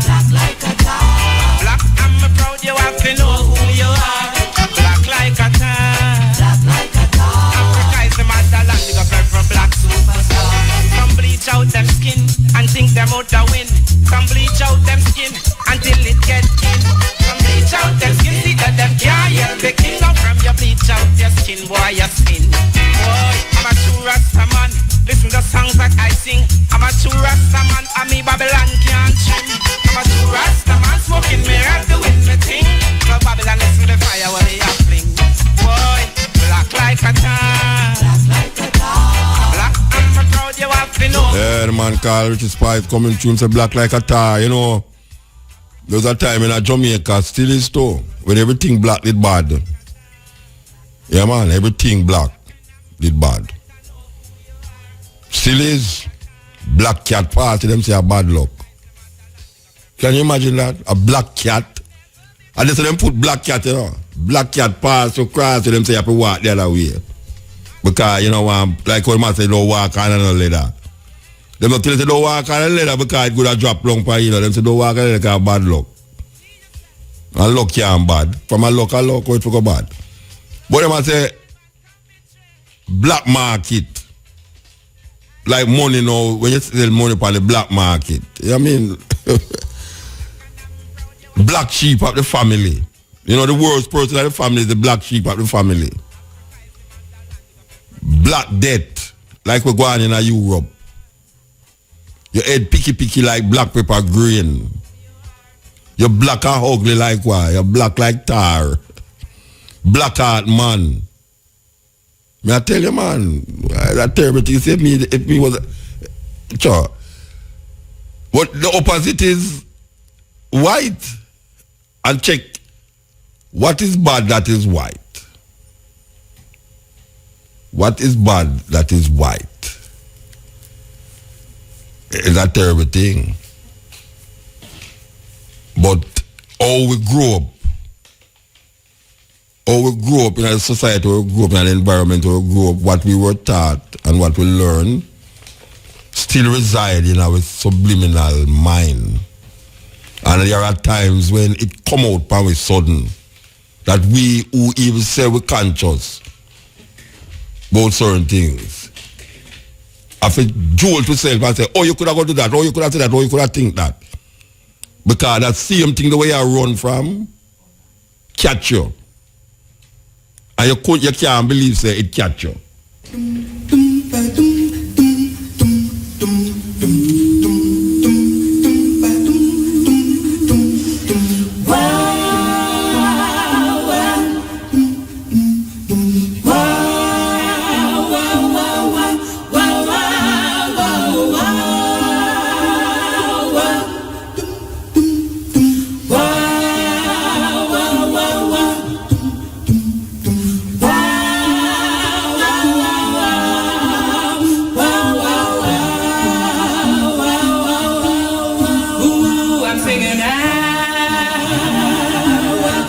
worries ain't like who I'm telling you, the worries ain't like oh, well, you can talk all about your worries. I got mine. Ooh, my mama died. I was 5 months old. Ooh, my mama, she died and she left me when I was 5 months old. Well, I done lost my daddy too when I got 6 years old. Who I'm singing, the worries ain't like telling you people, the worries ain't like oh, well, you can moan all about your worries. I got mine. Ooh, one night I got so blind and drunk, oh, I lost my head. Ooh, one night I got so blind and drunk, oh, I lost my head. And around that gambling table, I shot my poor man dead. I got worries. Your worries ain't like who I'm telling you. Your worries ain't like oh, go and talk all about your worries. I got mine. Oh, you can talk all about your worries. I got mine. Jamaica woman, cause that's something really wrong. Negativity I push down, you're really strong. It's like black woman don't love themselves no more. She says she don't mind being poor no. No black woman, what up you hate black woman? And you are the mother of the earth black woman, yes. I sell you out black woman. Yes, black woman, you worth more. The money why you wind up, touch up and broke from back it up and up. Roll down like rose smoke. Tell them you have more body parts and not just one minute. They don't go right to rape you, kick me, drape you. Don't allow them to strip you naked. The flower that you have is an arcade. No trading for no fish and chips. Point your fingers to the skies with acrylic artists. Protect your rapper, bam, bam, rapper, bam, bam, bam, bam. Black woman, protect your rapper, rapper, bam, bam, rapper, rapper, bam, bam. Black woman, protect your bam, rapper, rapper, bam, rapper, rapper, bam, bam. Black woman, protect your bam, bam, rapper, bam, rapper, rapper, bam, bam. Black woman, protect. Hey, being raped and abused by so many before. Now beyond black banners, them raping us some more sisters. Rise above your circumstance. Knock a cup like no dog in no dance. Get a girls, you value more than gold. Enjoy yourself, no but no lose control. No make them take you for no piece of meat. Look out. Yes, cutting edge. Muta. Yes, sir. Muta. Yes, sir. Muhammad Ali did not go to prison. Oh, him never go to prison? No, he was sentenced to 5 years in prison. But he appealed right there and then the Supreme Court overturned the appeal. Okay, thank you for the correction. Yes. So the point I was trying to make though was that this man say him now go kill people who never trouble him. So him refused to go.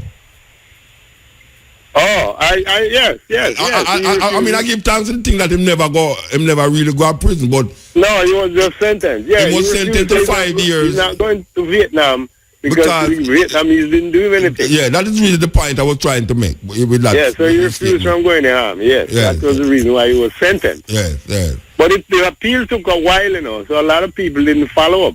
Yeah, so them think he was in prison. Yeah, they think he went, but he didn't. All right, thank you very much, sir. Okay, you're welcome. Yeah, man. Okay. Jamaican woman, that's something really wrong.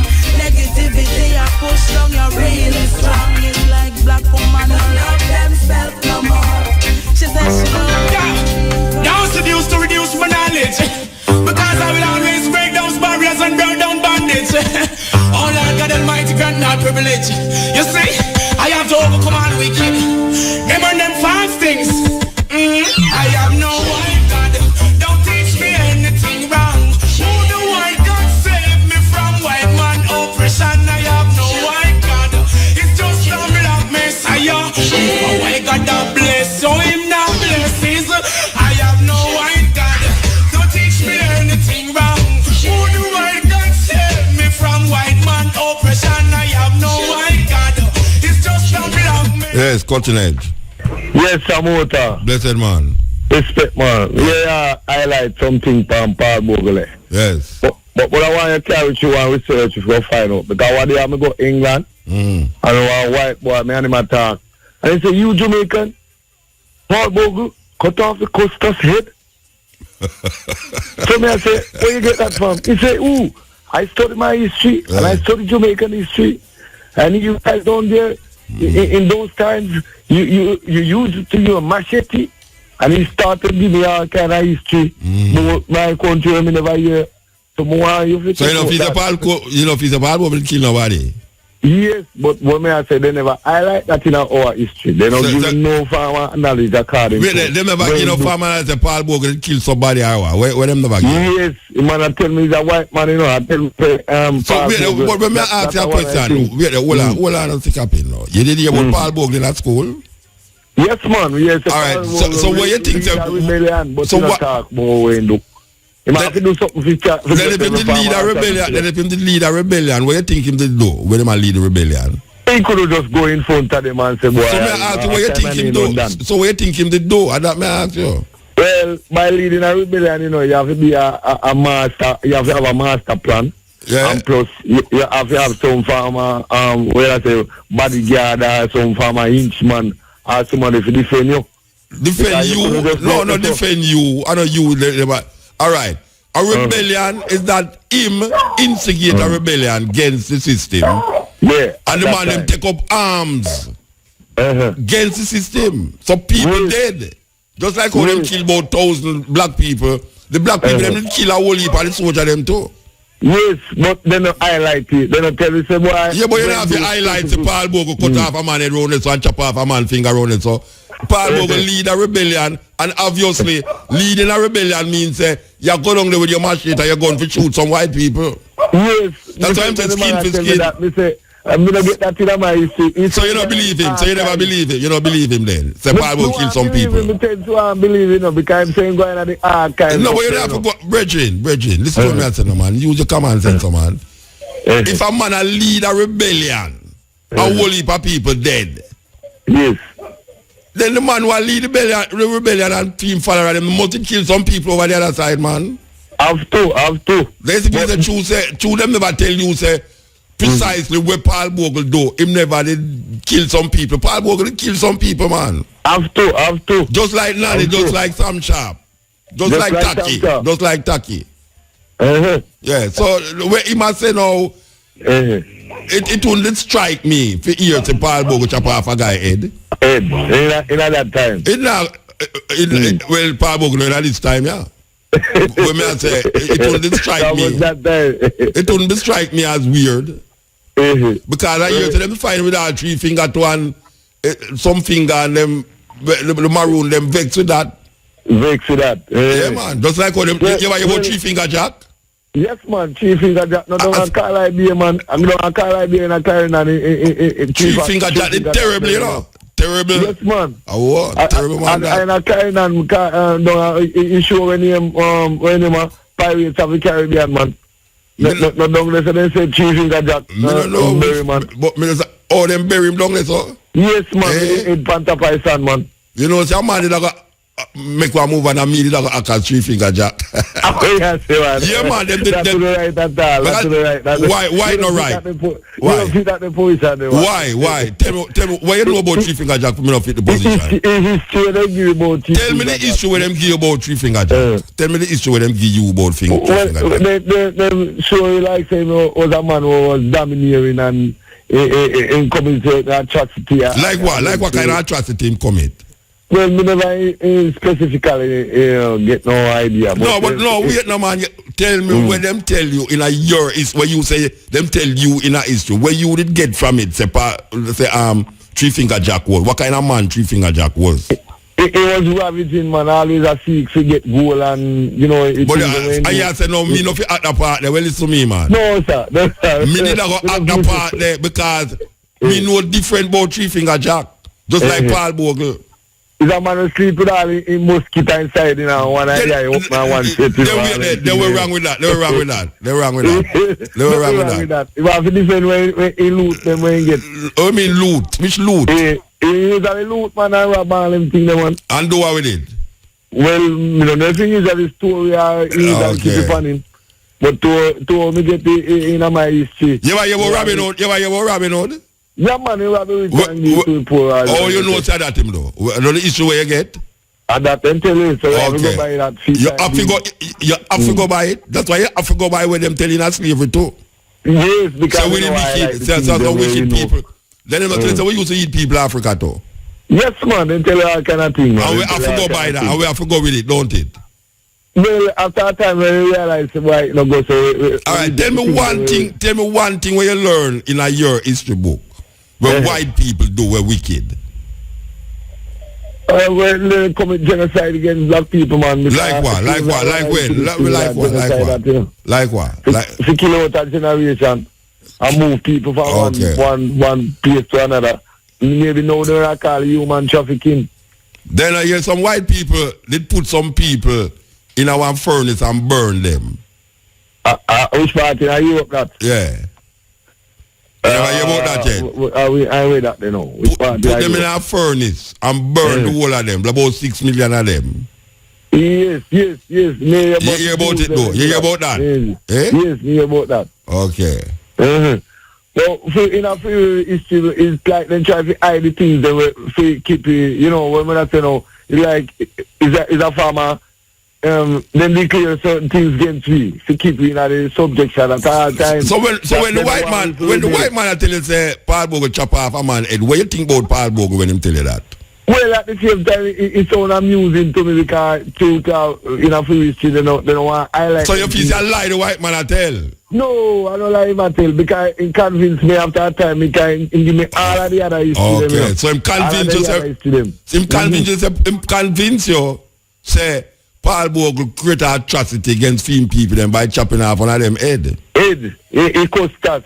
Yeah, so when I say no, but when I say no, he might tell you that to make you look on Paul Bogle as an evil man. Yes, and that he want to portray Barbara an evil man. So the barbarous man that Paul Bogle. You Jamaicans, I say man, I express yourself to the man. Yeah. I mean, I look on you and say, boy, them things, you know, that farmer free. Them never highlight it. Hide the things them from me. Nobody hide nothing from you, man. Seek and he shall find, man. Anyway, we have to move, though. Yeah, man. Respect motor. I say go, you know. Yeah. Okay. So, Paul Bogle. I'm afraid of them kind of people there. I see when we highlight them, man, you know, it's like we have to stir up certain things and certain people don't like it, you know. If we start telling about what Nanny do now, we want to start talking about all Nanny. Hey. We want to talk about all Taki. Taki, the biggest slave rebellion in Jamaica. That brother they were named Taki. Serious brother that. They have a next man named Bookman. Bookman left Jamaica and got Haiti. You want to talk about what thousand in a Haiti do? When the black people them take hold of Haiti and control Haiti, the first black republic. Free slave place. All of the people, even in Jamaica. Jamaica used to take boat, go to Haiti, because them want a free place. Just like how the slave them, the African them used to move from the south go to the north when during the time of the slavery. And them have a woman named Harriet Tubman who run a thing named the Underground Railway. Get people, Africans, to move north. Move north, go north, go north, go north. And the problem with it is that even Harriet Tubman said, she said, I have freed many as slaves, but I could have freed many more if only they knew they were slaves.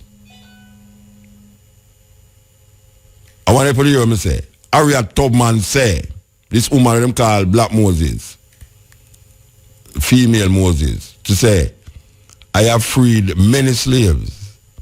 I could have freed many more if only they knew they were slaves. That don't sound familiar. That sound very familiar in this time, yeah. At 20 years, I never really talk to the slave them. I try to educate them. I could have educated many more if only they knew they were brainwashed. I have unwashed and I have hanged out to dry many a brains of black people. But I could have unwashed and hung out to dry many more if only they know they were brainwashed. And my brain are dirty, so it no want to wash. So, the thing is this now, that a whole lot of people are so no feel say them a slave because them not see no chain. Them not see no chain round them foot, no chain round them neck. So who the hell is Muta or that with them a slave? Well, I want to tell you something. Our ancestors see the chain round them foot and round them hand, and them take chisel and lick it off and run away. We not see no chisel. We not see no chain round our neck. So we think that we're not no chain. So we're more enslaved than our ancestors in this time here because we turn bossy slave. Bossy slave. We are bossy slave. Walking around in them suit and tie. In the hot weather. 96 degrees in the shade. Real hot. The amount of clothes they make we have on in the sun. Both is slave. Most of them sit down in a parliament. Most of them sit down in a parliament. Both is slave. Black skin, white mask. Yes. Water. Cutting edge. Yes, Water. sir. Yes. May I hear you? Yeah, good night. I'm Minister. Minister who? Farrakhan? No, Minister Angel. Okay, Angel. How you doing? Good, sir. All right, sir. Where are you now? Yes, me have a song about farming, you know, because Jamaica is a land of farming, right? Talk no, man. Where you ask me right or wrong for? Tell me where you tell me, man. Okay. Well, me write a song about Jamaicans and the youth them to do the farming and such forth. Okay. Because in this time it's very important. Because it's not all the way we're gonna get things from the wholesale or the shop. So what you plant is what you really get. All right, sir. So that's the message. You don't like what? Where the song there? Yeah. I have the song right now. No, you have it on CD? Yeah, me have it on CD. Well, send it come along at the radio station. Okay, me can give you a little piece. Give me a little piece, then if you give me a little piece of the CD, now go broke. I give you one like that. No, give me the whole like man. Send the CD come along, man. Send the CD come along, all right? Yeah, me like how you talk about the black history, you know. Yes. Yeah, man, the black history is very important, man. All right, sir, give thanks. Man have to know themselves at this time, you know. Yeah. All right, blessed, yeah? Jackie me too. There was a time in Jamaica when musicians used to take center stage and play music with instruments, not computer. Jackie me too. Darker shade of black.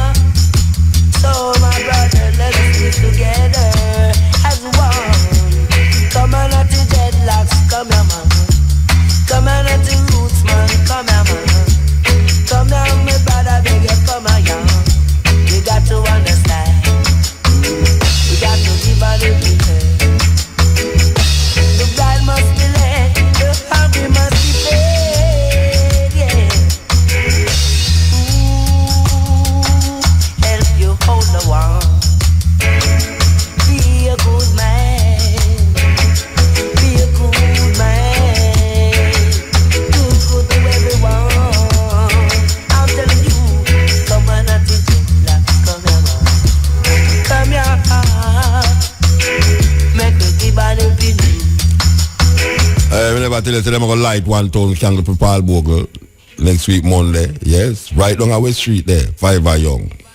1,000 candles for Paul Bogle. Come here, naughty dreadlocks, come here, man. Come here,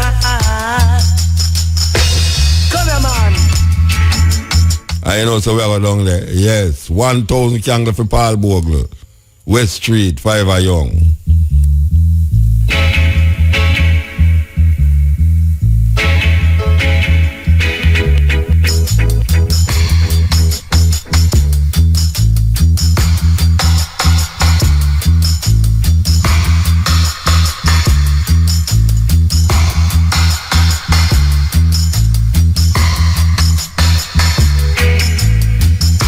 I know me here say Queen Africa at the candle lighter.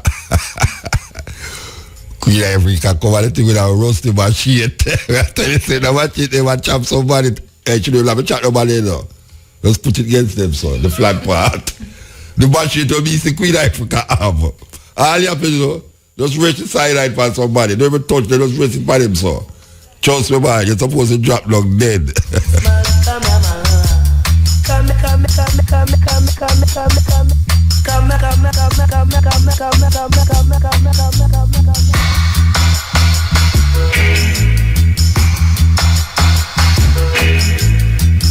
Yeah, the Paul Bogle really enlighten and wake up certain people to a certain reality and certain history, and it's very important. Very important. Yeah, the Virgin call and I saw a white man I tell him how Paul Bogle chop off people and all them really. Sound horrible, don't it? Sound horrible. We who understand and know that liberation struggle is not a party. And when people is enslaved and want freedom by any means necessary.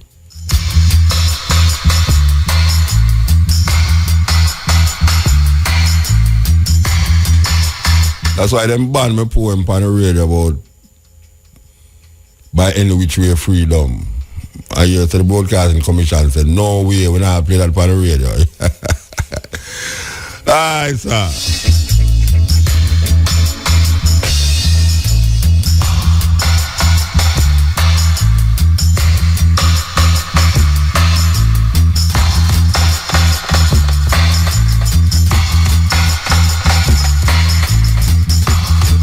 No boys from Barry Brown. Yeah, man. Barry Brown coming through. This is the Cutting Edge on RFM.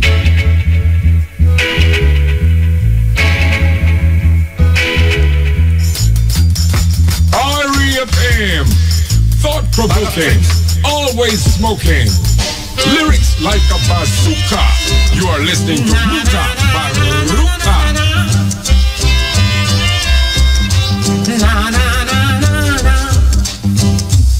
Don't hold me down with your bag of tricks.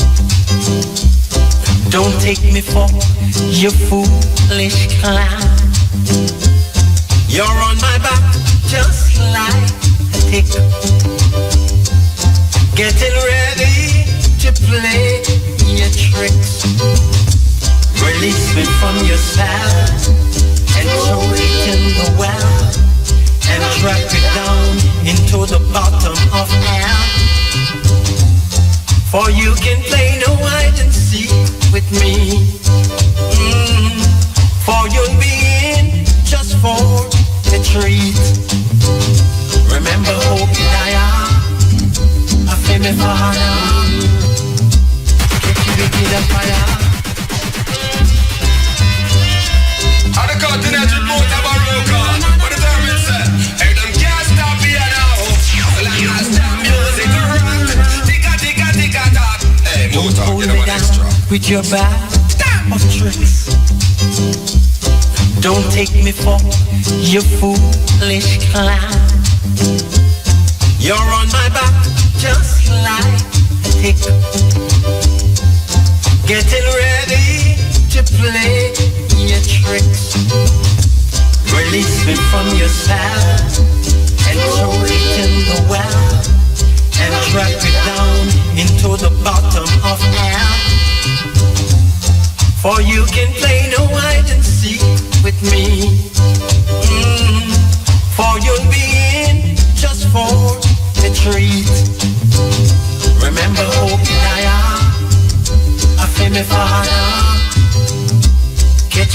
a fire. I feel me father.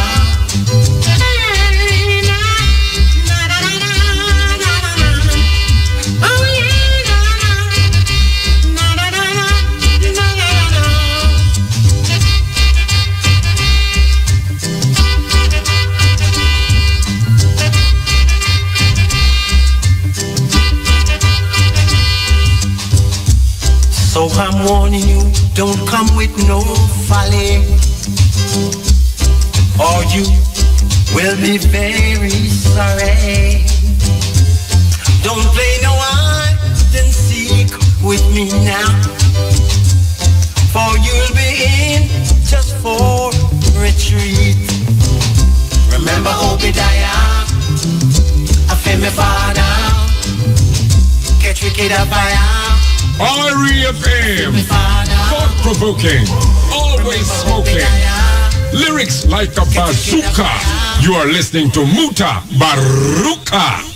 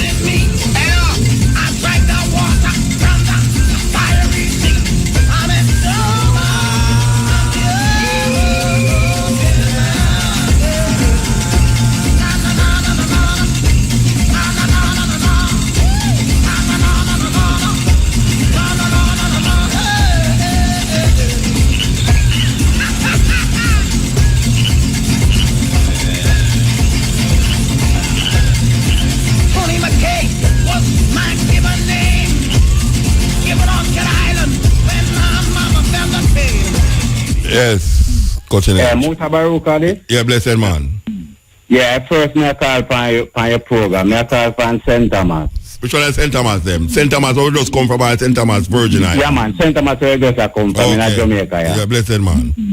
Yeah, me I tell you, say, me rate a bad in a man. Because I tell you, say, I want to idle, me there in my book yard right now, me just take out the directory and find the number and I call you. From St. Thomas. That's something I want to say to you about. Where they know what a show about American, where they usually do the slave people them first time. One show name, the movie named 12 Years a Slave. You ever see that movie? Yeah, what you mean, man? The big Oscar movie. The sister where we live, the sister where Akin they get an Oscar. The girl where the man beat yeah, man, she get Oscar for that. Yeah, the actor. Boy, I tell you, boy, I'm out to tell you that too, but when I watch a movie. It's a true story, you know?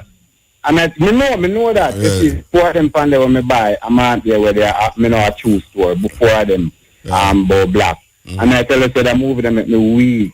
The whole day me down my yard and me weak, all both and my knee, and I tell you, especially a partner with the girl. Yeah, man. You see, the girl that beg the virgin to carry down at the swamp. You see, to kill her. You see, in there. I want part in the movie that too, the white man tell them, say, anyone disobey their master, they must be beat with many stripes. Yeah, and my people go like him can't read. You didn't know, celebrate that go like him can't read. Type it. Yeah, you see. If them know so you can't read, you know, you're going to get hung. Yeah, if you can't read. But one part in the movie really, it now when the youth, them they capture the youth, them to go sell them off, and when the youth, them slave master, then come see him. And the other guy call out to the other one, boy, the other black man, look. He just hug up his slave master and gone with him into make a capture and capture him, you know. Yeah. You see, can be owned by a master. Yeah, you feel good, yeah, man. But I feel good to talk to you, but you know, so you have a next one named Sankofa where you have to watch, yeah? Me have another one, correct? Me have another one, but that one they about Nigeria. No, but me I tell you one. No, me I tell you about one. You know, a same slavery. Me don't know if I get that one. Me don't know if I get that. It named Sankofa. It named Sankofa. Sankofa. But the regular showman out the road, I not see them with it. Me don't know, but try find it though. You forgot watch it, yeah? But anyway, still me there St. Thomas and I make sure I said me the plan to come at the march. You know, me bend bad or me couldn't reach. I don't find the if you bend bad, you can't reach. That means your back supposed to hurt you. No, man, me vex. I couldn't reach. Because I should have done that. All the while I come and mark, then always go around the tree, go down there, you know. All right, the 25th of December, the 25th of October, we're going to there again. Yeah, me I listen, because I hear them say the 25th. Yeah. The 25th, because my personal one day they went that man for hang, you know. No, I'm not going to hang this, so they're going to try him later. I'm not hang him later. They're not hang him later? No, you can't hang him later. Anyway, give time. Right. Virgin? Yeah, I want to call it tomorrow again. Yeah? All right.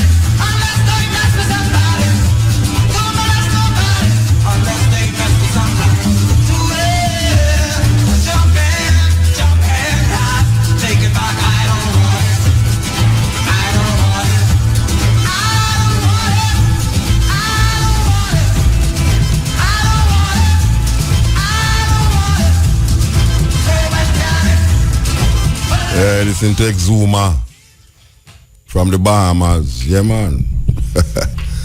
Well, one time, I do a show, I tell you, say, some man come on stage, him no easy. You know, say, remind me of Lee Scratch Perry. The Virginia from Bahamas, remind me of Lee Scratch Perry. Yes, here we go.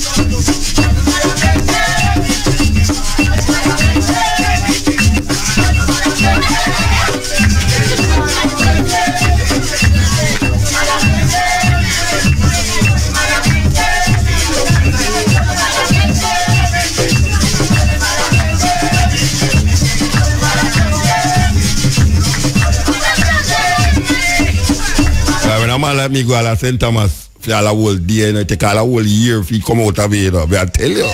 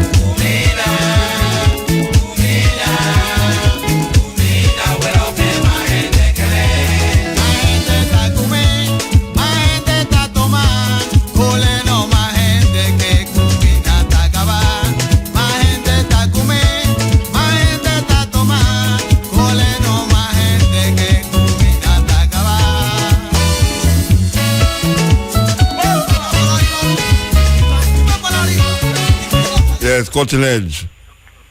Yes, Muta. Greetings. Yes, give thanks, man. Right, man. Yeah, man. All right. I just want to salute those Africans that today the 15th, Thursday the 15th is the start of 70 years ago when the 5th Pan-African Congress in Manchester, England started. It was from the 15th to the 21st in Manchester. And people like my mother's cousin, Ashwood Garvey, the first wife of Garvey, who was one of the key organizers. Of course, Jomo Kenyatta was there. Kwame Nkrumah was there. Dudley Thompson was also involved. And Dudley Thompson was also involved. And your boy, enemy of Marcus Garvey, who later repented, and others. But the 5th Pan-African Congress that took place started 70 years ago in Manchester, and it was from the 15th to the 21st. So we remember, because it led towards the formal decolonization, you know. But of course, the fight still goes on, as Kwame Nkrumah had to deal with, and we as Africans with neo-colonialism, you know. And also salute Paul Bogle and those Africans in St. Thomas 150th anniversary, which was on Sunday the 11th I heard that there was a lot of rain that caused a lot of problems. Like what you hear? Tell me what you hear the problem. What kind of problem? Yeah, what I heard is that despite the fact that Paul Bogle is one of Jamaica's national heroes, the man who said, remember your color and cleave to the black, that there was no governmental support in terms of... No, you talk about the rain. Why you say the rain caused a lot of problem? I asked about the rain. No, that because of the heavy rain, and there wasn't any shelter to think that, you know, that there was that's what I have been hearing. So is that true? No, but you still not tell me what the problem it caused. No, the problem that it caused is that people got drenched and you had people who left as a result because the rain was very hard and that type of thing, you know, and that there was a lack of toilet facilities also, you know. But I would have thought that there would have been some kind of what you call official support in terms of helping with toilet facilities, etc. So maybe you can let me know more where that is concerned. If you were there, or you would have information if you were not there. Well, I did that. I was one of those who was broadcasting it live. No, I don't know the organizer them about the toilet thing. I never did want to use no toilet. I don't know, but if toilet should be there, toilet should be there. But I don't know if the rain did stop the crowd. Because when I reached there, the rain did not tear down the place, and I see the place cark up like a wall. And the rain stopped. And when I look, I see people like worried. So I don't know if the rain did stop nothing. In terms of the toilet, no, I don't know nothing about no toilet. So I don't know if, you know, I don't know if the organizer them to provide or never. But No. In terms of the rain, I'm not saying that the rain, I heard that the rain stopped anything. But what I'm saying is that the people remained, but what happened is that if there had been some shelter to help, you know what I'm saying? Yeah, but what kind of shelter? That is what I was told. What's a shelter to help? What you talking about? Come on, understand. No, man, you know, like you would have some kind of... If you're not some face and rainfall, which part is a shelter for rain? We don't know. Anyway, but yes, I see what you're saying. Even though it's not it was not some face size crowd though, was it? I'm asking. It's a some face size crowd. Thousands of people, me see them, me see about 2 miles with a car or bus or drive. All right, so maybe that is even more than some. Me did dip on top of one truck, a broadcast, and when me look in front of me and behind me couldn't see the front car and me couldn't see the back car. Massive crowd. I'm glad to know that our people, as African people, turned out and when me dip on the to flat, commemorate. When me dip on the flat, people line the road. When me dip on the flat, me see people line the road, a ball out, this and a ball out, that. And when we reach down there, the length of time when we take for reach, which part the actual event I keep. That time we not here. We have to get police to direct inside there. To move the car. Police to move the car them, because you see the truck where we depend, if you're there a certain distance from the truck, it now go broadcast because it have an antenna upon the truck. But when you talk with the cardless mic them from certain distance, it not really. So which part of the tent where we have a broadcast from when we come out of the truck? The truck it have to be at a certain point that we could attack and hear it, make it go through the transmitter. So when we reached down there was so much car that is the police them have to go now come and move the car them that we could have moved the truck for going there, that we could have the broadcast. To clear the way. To clear the way. Yeah, that's we could have continued the broadcast. So I am really heartened to know because this sounds like thousands of people were there, and I'm glad to. Thousands. I'm glad to know. They're bridging thousands of people. What do you mean? Thousands of people was there, like. No, I said I'm glad to know. No, I said I'm glad to know that thousands of people were there. Turn out from 6 o'clock in the morning. Yes. And like the night before, when them have the table, the table and the coming out thing. The coming out, yes. And next thousands of people there from the night before. Because the people they stay at the place up at Stony Gut. And then when them get up in the morning now was the right time now to start the march. Woman with them machete and man with them machete come out ready to start for reenact the whole Paul Bogle. Reenact the whole from Paul Bogle. Stony Gut to yes. There. So yes. Yes, that was good. And I must remember what Marcus Garvey Jr. in 1992 as President General of the UNI and ACL, when at the International Convention of the organization, it was decided that every 12th of October, which was Monday gone, to be commemorated as African Holocaust Day in remembrance of when the Christopher Columbus invaded Guiana, that he renamed San Salvador, which heralded the enslavement of our people from Africa, from Mother Africa coming across to the Caribbean and beyond.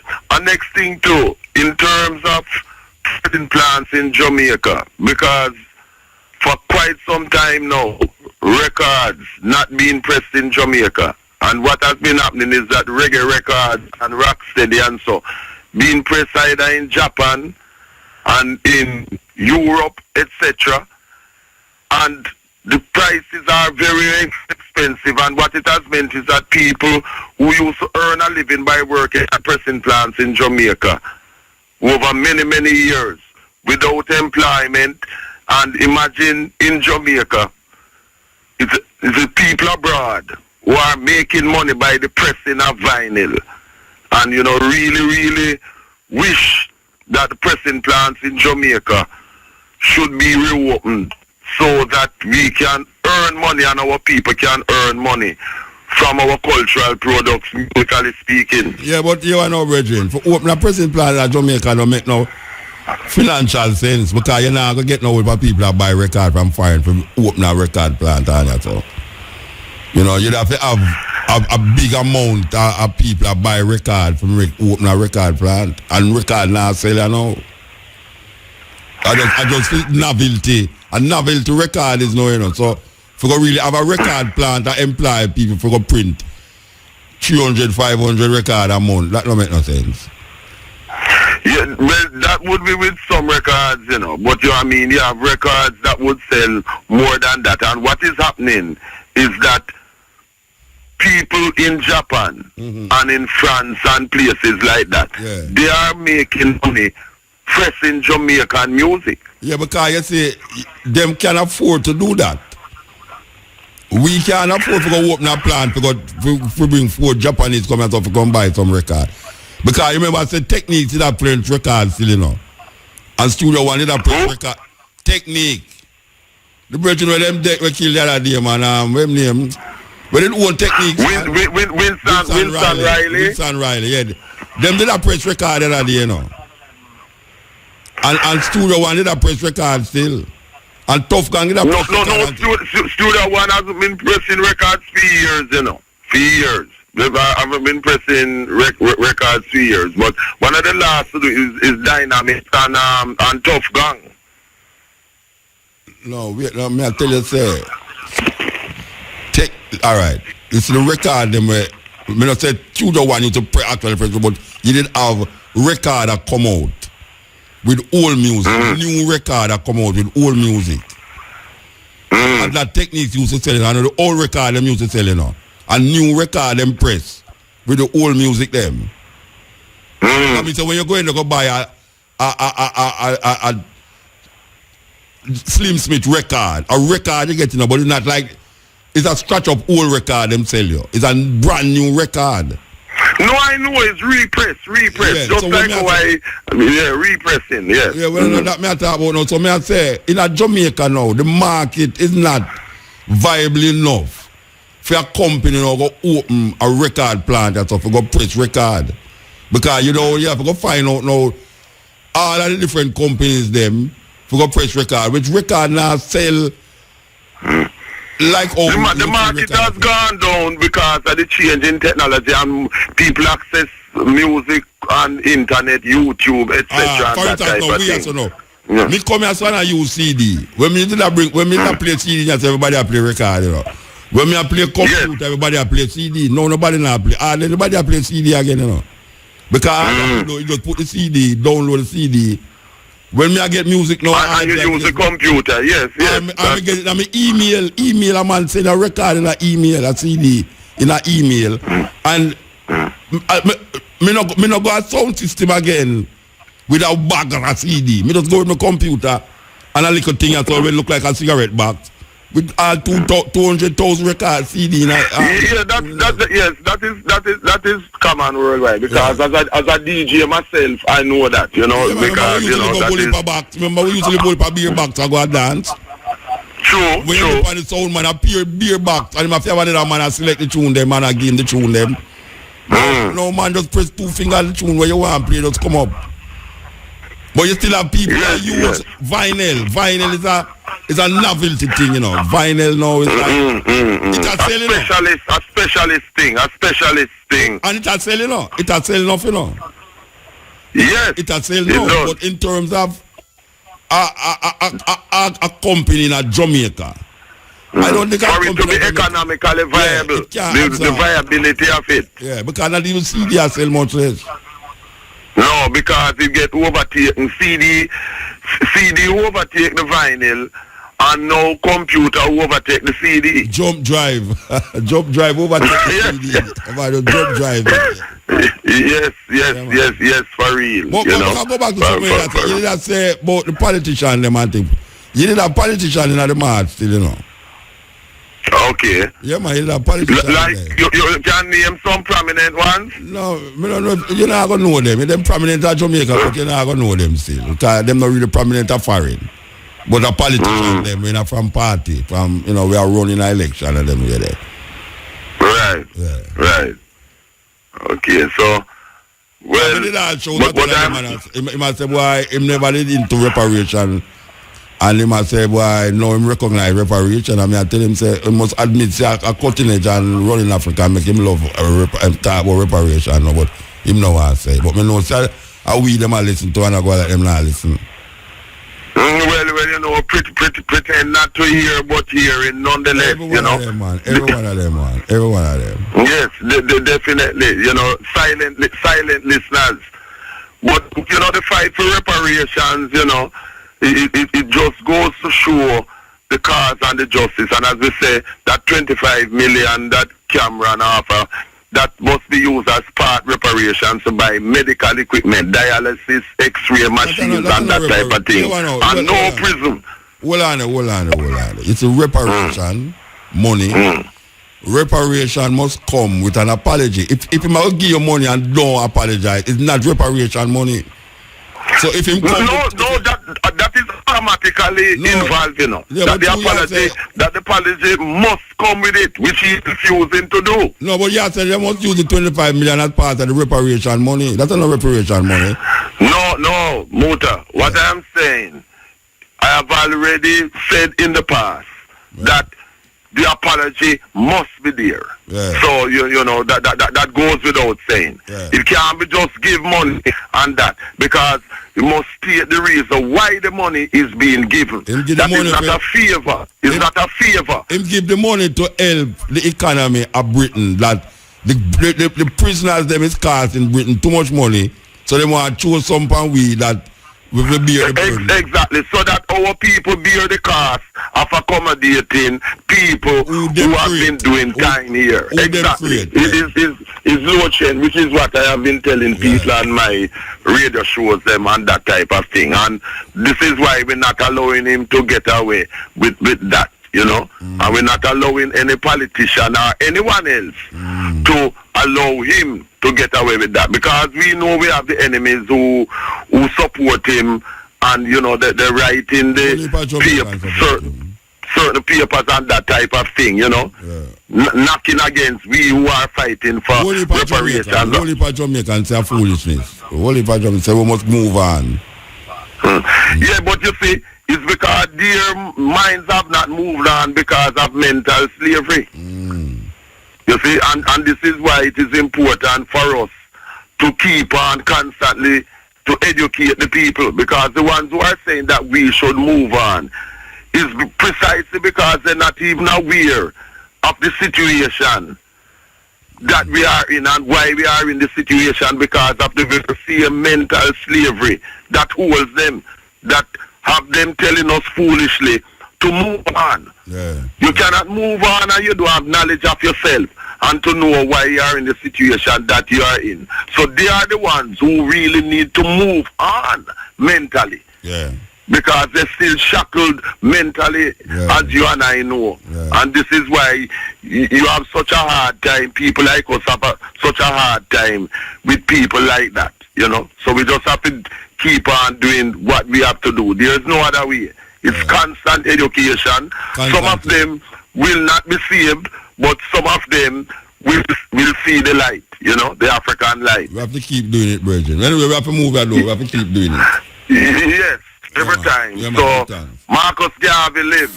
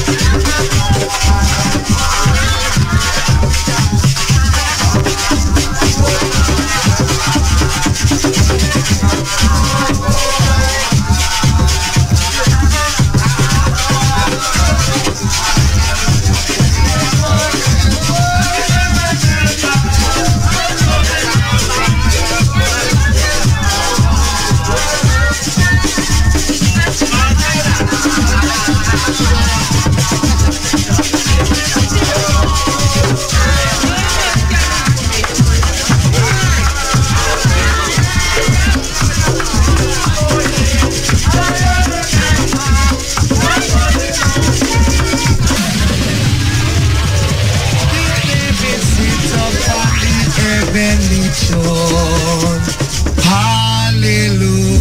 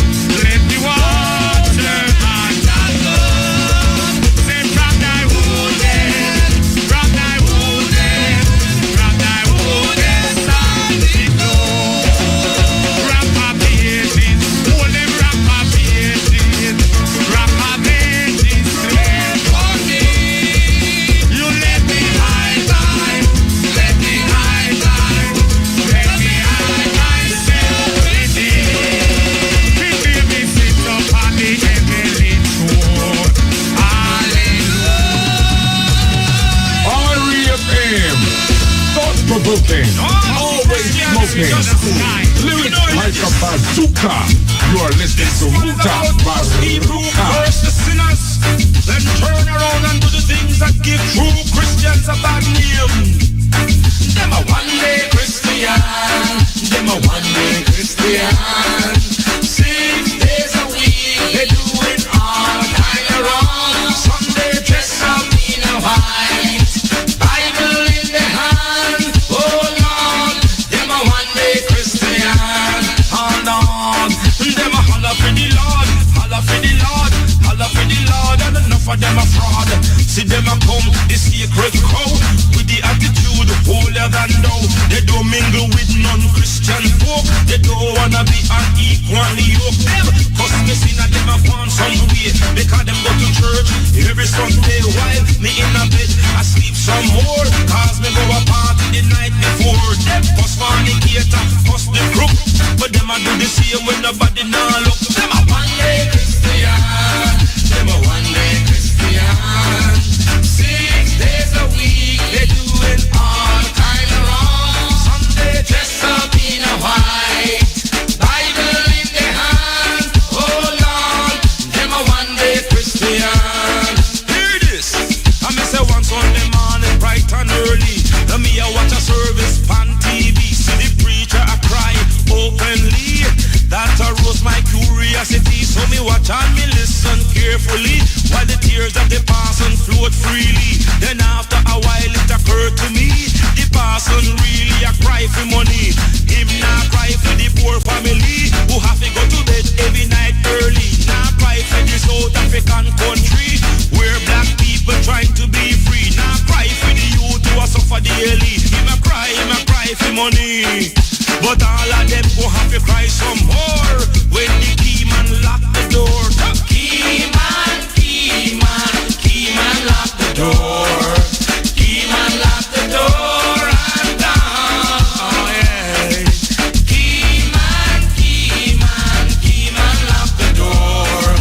Key man lock the door and down. What's the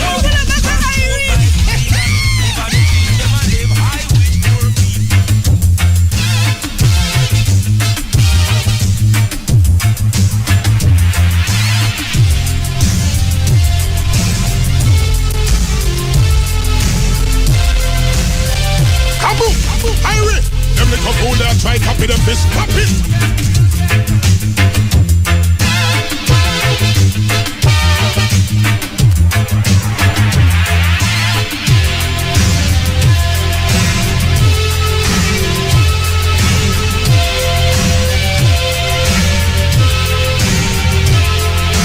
Children, run to the river. I want to born again, I want to feel brand new. And then I want by one, let me jump in the water. Make me feel this heat passing through. I'm gonna throw away the car and the jewelry. No video, no color TV. The only thing that can let me free is the president of the Almighty. I said, whoa, hallelujah, come make me jump it in revival style. I said, hallelujah, come make me jump it in revival style. Burn your hand if you want me to sanctify.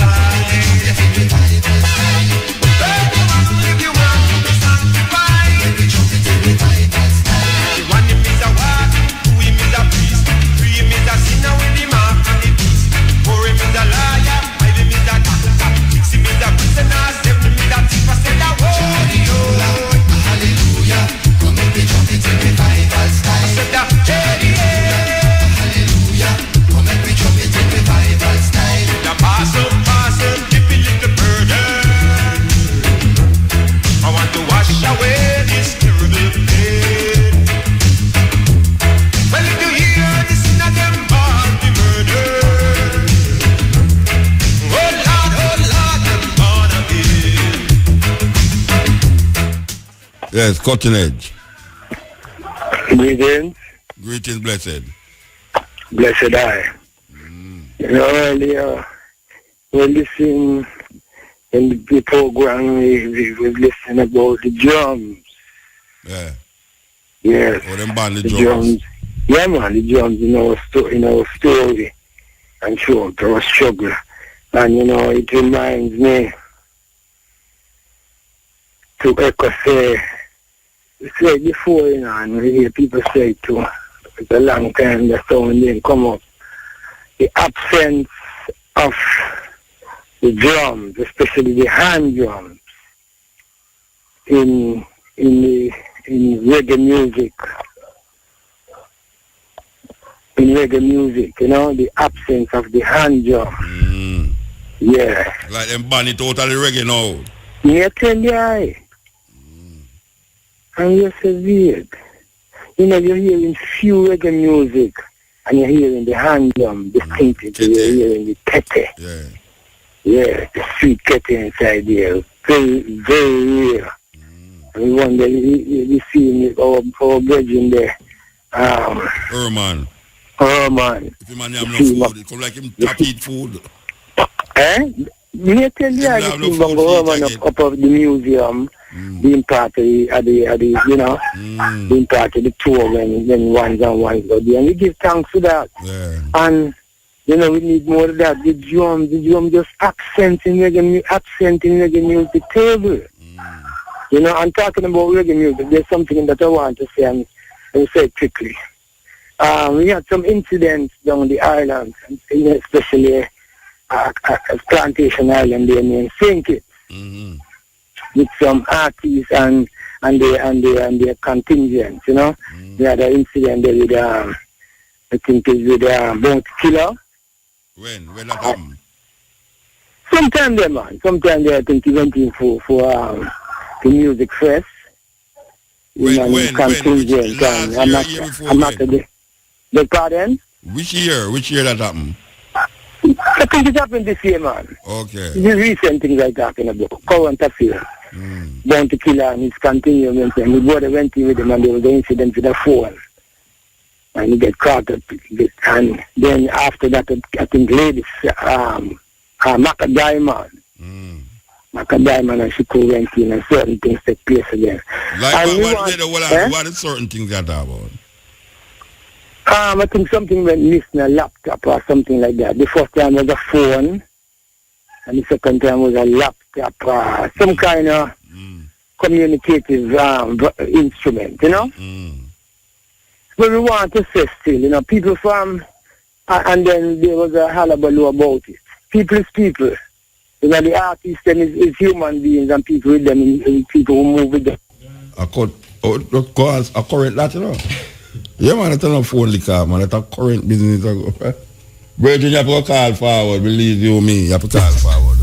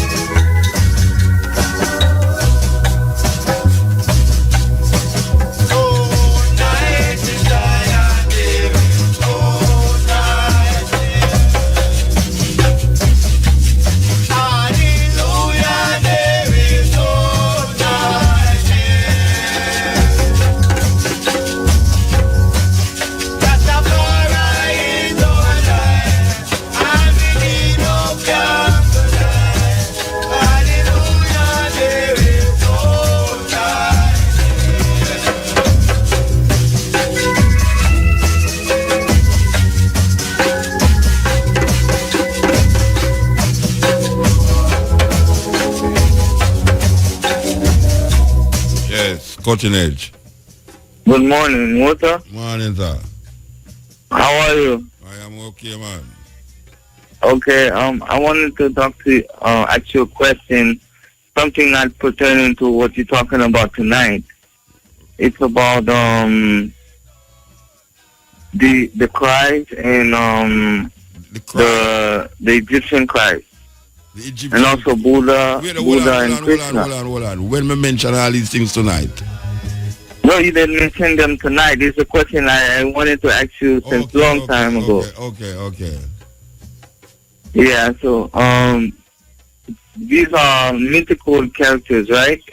But they're mythical characters. I wanted to know if the one in Egypt is a mythical character too. Which and one in Egypt you talking about? Isis, Horus? Horus. Yes. Okay, you say he is. Yes. So the traditional culture in Egypt would be like Ma'at and the goddesses and the gods there, right? Ma'at is principles. It's principles. Yes. Isis is not a principle too? Isis is the mother. Is the mother of Horus. We're representing our Christianity as the Virgin Mary. We're representing as the Black Madonna and child. So all of them would have fallen in a traditional culture too, because all of them would have fallen in our... in voodoo you would have like the mother god also. You have your rituals in the voodoo, but when I say the Isis, Osiris and Horus is the mother of all of these things. Where you hear the mother of all, not the rituals, the Christianity where you see bring now the Virgin Mary. That Virgin Mary story come out of that Isis story. That Horus story, the Son of God, come out of that Horus story. Right. So what I'm asking is the traditional culture of Egypt. If the what? The traditional culture. The traditional of Egypt. culture, yeah. Like in Nigeria you have Olodumare and the Orishas. Yeah, that's in the Yoruba and the voodoo, Yoruba tradition, yeah. And in Egypt you would have the Neta and Neturu. That is in Egypt, Kemet, yeah. Yeah.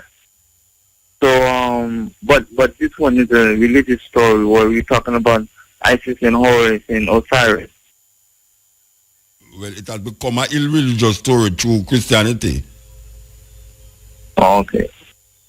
You see, all right, you see, for instance, all right.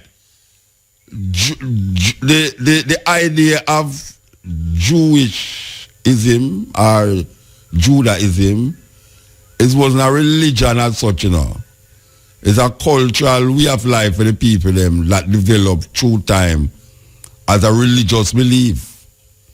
When you start to identify a deity in that belief, it become what I call a religious idea. You see, but most religion come out of culture. You see, it's culture give way to religion, you know. Depending on the environment where you're in, how people view and see things in them environment, them develop a kind of a divinity around what the things them that them don't really understand, that them can't explain in them environment. So them give it over to a deity. And also sometimes deities is created to mask different ideas, spiritual ideas. Principles. In a community. Like principles. Yeah. So all religion come from culture. And depending on where you live and who bring you up, you create that religion based upon the cultural expression that you find yourself in. You understand? So it's not like say, if you're born in a certain place in a Tibet, maybe you wouldn't be a Christian. If the person who in a Tibet is born in England, then maybe they wouldn't be a Buddhist, you know. So the ideas come from tradition, but people move from one space to the next. Them start take that religion and put in a next environment, and sometimes the religion from one environment coming to the next environment dominate, depending on who control the environment. It dominates that environment. So just you have Christianity dominating African people, because the people them who carry that Christianity in the society was the dominant, was the power structure. Yes. Another thing I wanted to ask you is that are the ancestors myths? Like you have like in the Orisha or in the Loas, what what they did, I read that I saw a video once on YouTube called Mounting the Gods, and they talked about Mau and Legba living on Earth one time. Yes. And they said that Shango and these deities were kings, you know, kings and queens. Well, I want to tell you, if you go Ghana, them tell you say the golden stool came down out of heaven. Just like how them tell you about the Ark of the Ark of the Covenant, where the Jews them relate to, is a story similar to the golden stool that the Asante kingdom relate to. You know about the Asante stool, right? No. Well, yeah. Well, Asante in a Ghana, the Asante people talk about the golden stool that came out of heaven. You see, which I don't really believe that, but it's a story with them.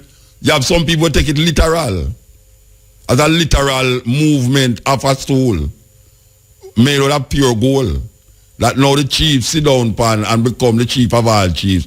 Him sit down pan that stool, representing the guardian of the nation, or whatever they want to call it, tribe.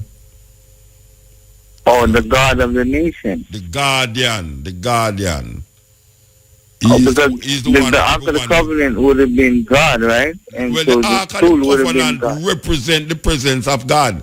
That is where Moses said the Israelite them. Because him couldn't control them. So he have to give it over to something that the people them will fear, the unknown. Because more time, fear come out of not knowing, you know. So if Moses come together with him tribesmen them in a tabernacle where them can't enter, and when him lock up himself in that tabernacle there, he make laws and structures laws, but him have to have something greater than himself. Like when the people them hear of this thing, them will fear the thing because them not fear him. Because when them go up to the mountain and them say him nah come back, him brother take something that make a melt the thing and make a calf and worship it. So what Moses do now is come back down now and say, all right, you know what we're going to do now? We're going to build, him gather all of him tribesmen them, build this thing named the Ark of the Covenant, and him say, this is where God rests. This is the presence of God. Anywhere this there, and it will help to make we into a nation, the Israelites. This is where we're going to keep the nation together. This Ark of the Covenant. So anytime they move with the Ark of the Covenant. You see? So you always have to have something, a politician, which Moses was, input something that the people in mind to control them. Because him himself realized that him personally can't control the people them. And him couldn't go give them Pharaoh again. Because Pharaoh used to control them, but Pharaoh did have different gods where Pharaoh worship. Isis and all, Horus and all these different gods. Mad, but it have a concept. It's a concept. It's a like the Ma'at, the 42 confessions where the 10 commandments come from. Moses living in Israel, in Egypt for 40 years, did have an Egyptian thinking, did have an Egyptian education. So when him give to the Israelites in the desert was where him take out of Egypt as an educated Egyptian, which him never knows him was an Egyptian, according to the Bible. So these are all these religious perspective develop. It developed out of culture. You see, the culture is the highest discipline, you know. Even though we don't look on it that way there, because we see say culture to we is more like dancing and singing. But all of the discipline them where you have sociology, politics, economics, religion, all of them, anthropology, all of them have its genesis in culture. To understand all of these disciplines, you have to understand culture. Culture is like the top of the pyramid. Anyway, him look like him things get leaked out. Him things get leaked out. I know him did not listen still. But we did have to explain that, you know, because when people look for religion, man, like you know, man, like Jesus is the only way. The only reason why he must say that is because of where him there. The only reason why him say that is because of where him there. And even if him never there, you have to have a power, a political power that is greater in a film environment that demand that him say that. So that is how Christianity become a dominant religion, because everywhere the person in power go, him carry that religion and him extend it in other culture there, with sometimes with not sometimes, but most of the times is with force. Him coming at the most religion is extended in other people's culture through force. Religion like Islam going to Africa as force. Christianity force. We accept Christianity not because it's our intention to accept Christianity, but the power structure that design this environment come with Christianity. So when we take on Christianity to ourselves now, we actually feel says we are taking it on. I don't know, say it's a culture of environment that shape our thinking towards that Christian belief. So no man have no definitive argument to tell you, say, boy, right now, Jesus is the only way. Jesus is the only way because him in our culture will say that. And if him never in the culture and him believe that, it's because the dominant culture will overpower the culture where him in a, allow him to say that and force him to say that. Click it. This is the cutting edge, the virgin just kind of make my mind roll. And we talk about, prevailing powers dominating people in a society and cause the people them fit into that religion. Where you don't have we have a religion that is dominant and people come outside the dominance of that religion to adopt somebody else's idea of what is supposed to be religion. Most of that is caused by the nuisance with the religion in the environment where the person who adopt a next religion recognize. Some person who adopt a next religion recognize. So most people who, for instance, if you're in this society now and you see somebody say them not or no Christian, so them go and search for Buddhism or them search for Hinduism, it's because of what them find in the dominant religion in them environment. So them refuse to reject it. It become like a nuisance to them. It's almost like something where you really want to reject. So even though a lot of people accept another religion outside of them immediate environment without force, there's something psychologically going on in the environment that them living in about a religion what is dominant. And most of the time, them find it to be obnoxious or what we call a nuisance. It's like, we don't really want to accept that because that don't really, it come like, craziness. So them go outside and find a next religion and then implant it in them consciousness, maintaining the environment, still living in the environment with them there, but adapting a next religion. But as I said before now, most of the times, the thing that we accept in the environment where we live in now, as real, as we see in Jamaica, most people accept Christianity in Jamaica because the dominant and prevailing culture in Jamaica is one of the slave master. And the slave master culture is what define your religious perspective until you start to try break out of that. So when you try break out of that, it's either you start to what we call now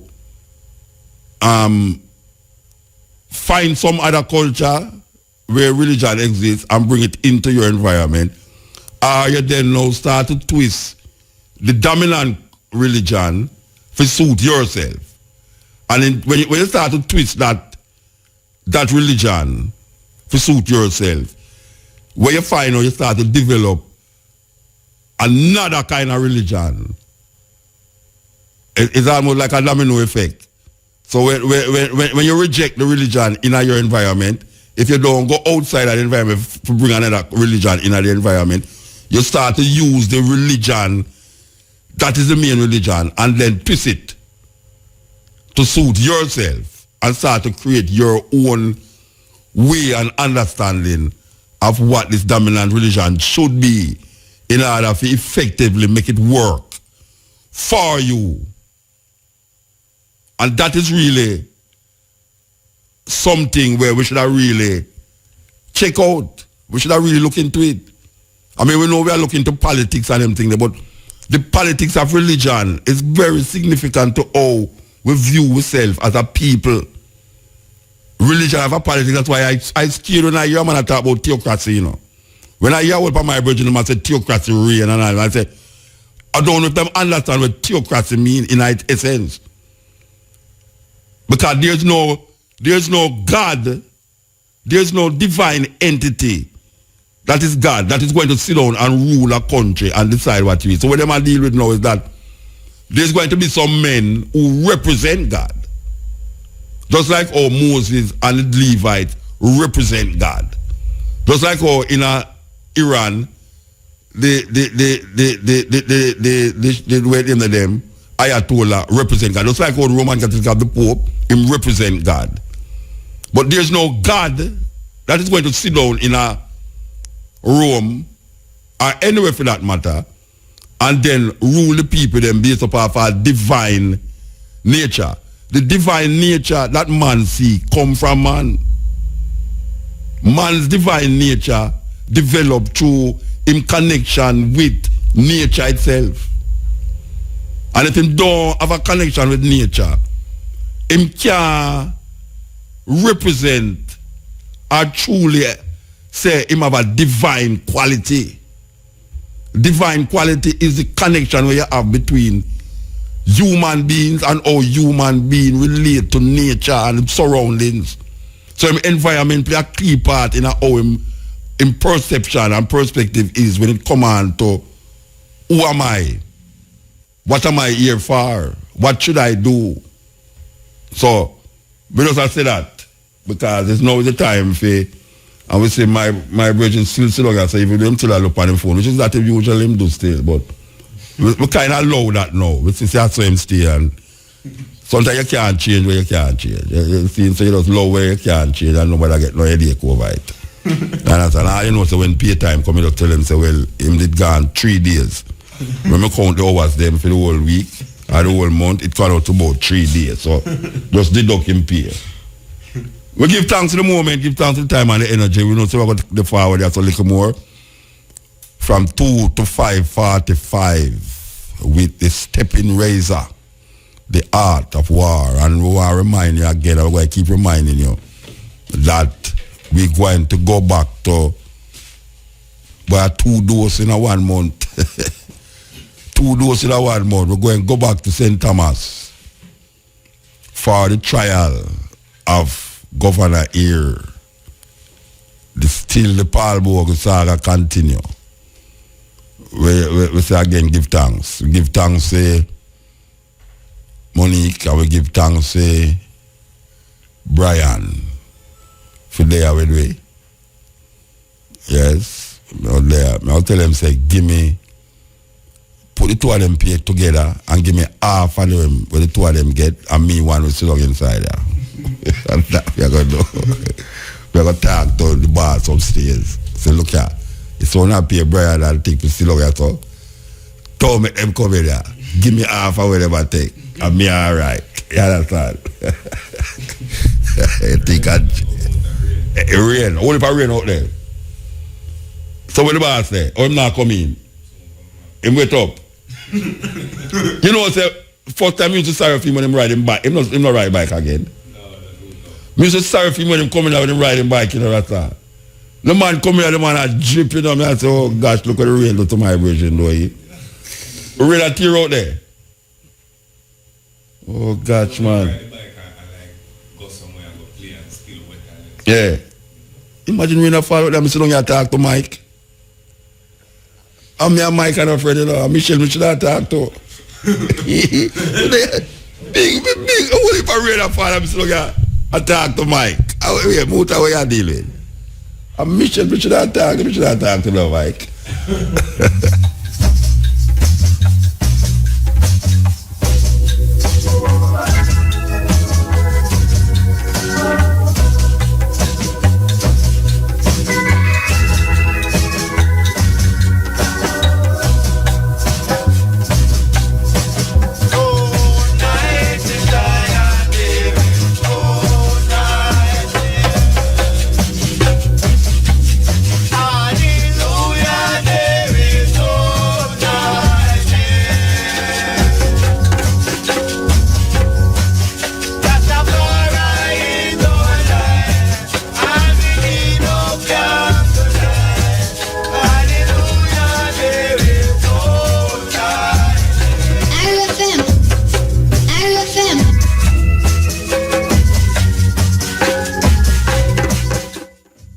want to remind the people them that the Peter Tosh Symposium is here again. Yes, you know, so every year them have the annual Peter Tosh Symposium, and this will take place right up there at the multifunctional room near the main library, University of the West Indies, on the 20th of October.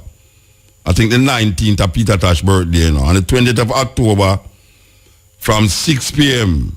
to 9 p.m. And the speakers will be Copeland Forbes, Tommy Kwan, Ras Ayavi. I remember that. I want you to remember that. This is the 20th of October, the multifunctional room near the main library, University of the West Indies, Mona. That's the Peter Tosh Symposium.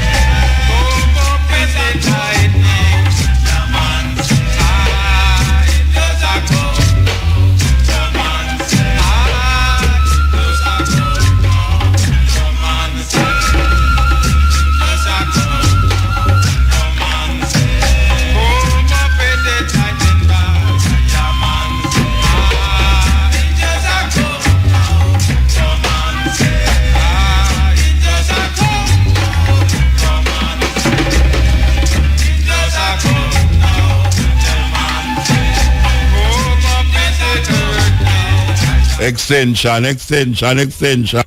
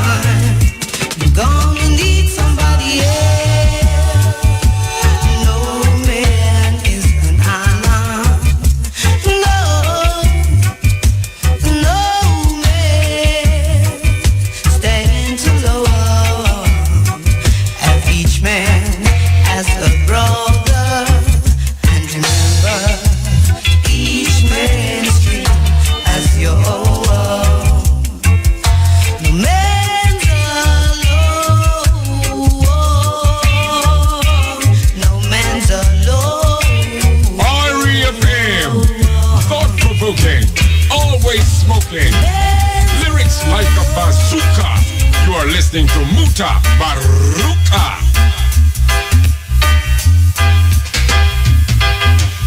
You seeks of only vanity and no love for humanity shall fade away, fade away.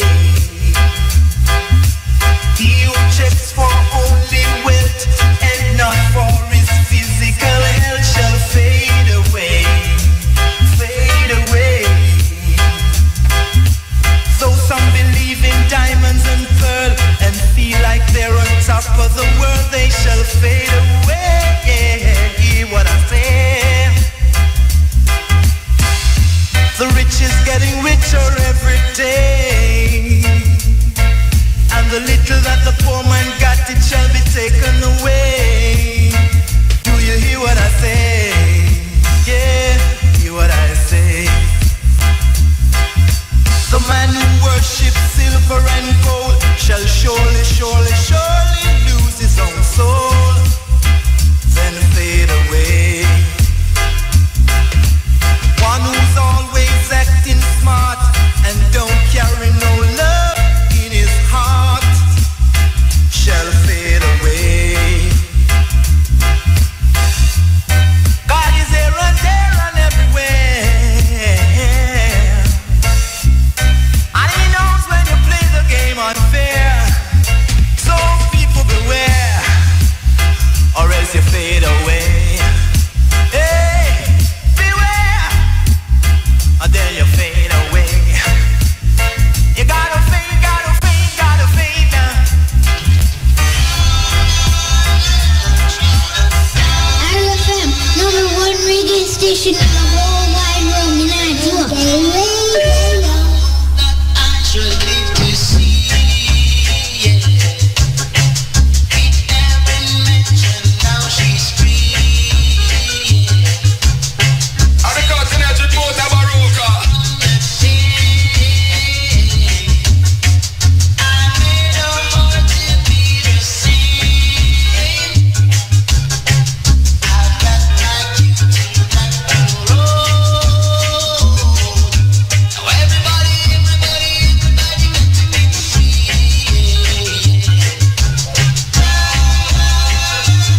Well, Brian can't go home till 6 o'clock. Hey.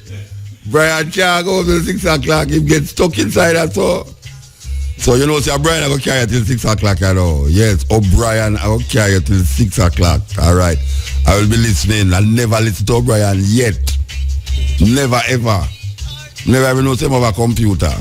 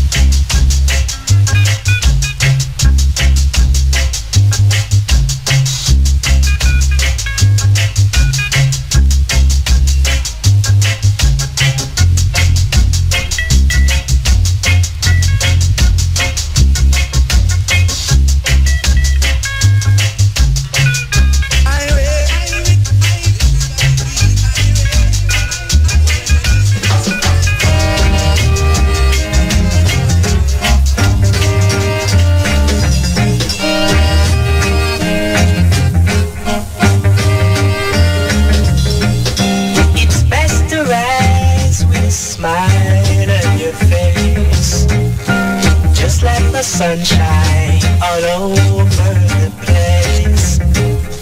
Don't be like the nights when it's dark, 'cause darling, you're the nearest to my heart. Why won't you dance, dance, dance this reggae music, dance. Hey Brian, I'm gonna listen, you know. You think me not listen? I'm gonna listen to where you play, you know. Alright. Never hear you play yet, I'm gonna listen. You must dance with me, 'cause darling, come on and let it be. just look at me.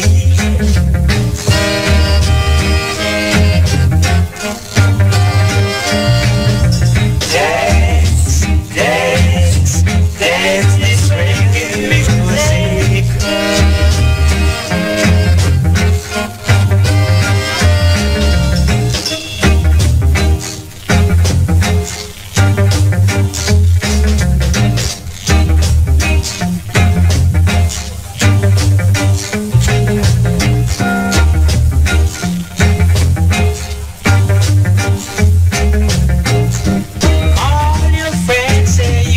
Dance with me now, darling. Come on and let it be.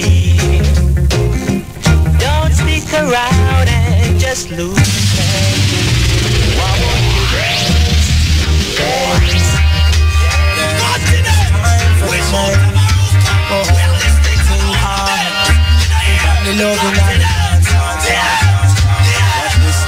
When was the last time a bassline drop and they make you feel like say you a go about attack? The music so nice, you woulda bust a gunshot, but this let me now go bust if me no sing nothing slap. Oh gosh, the dance all business set away. All who not turn snitch them run gun turn gain up, sell out them soul. Forget radio play beat attach, must a turn in a engrave. Yo, we need a change right now.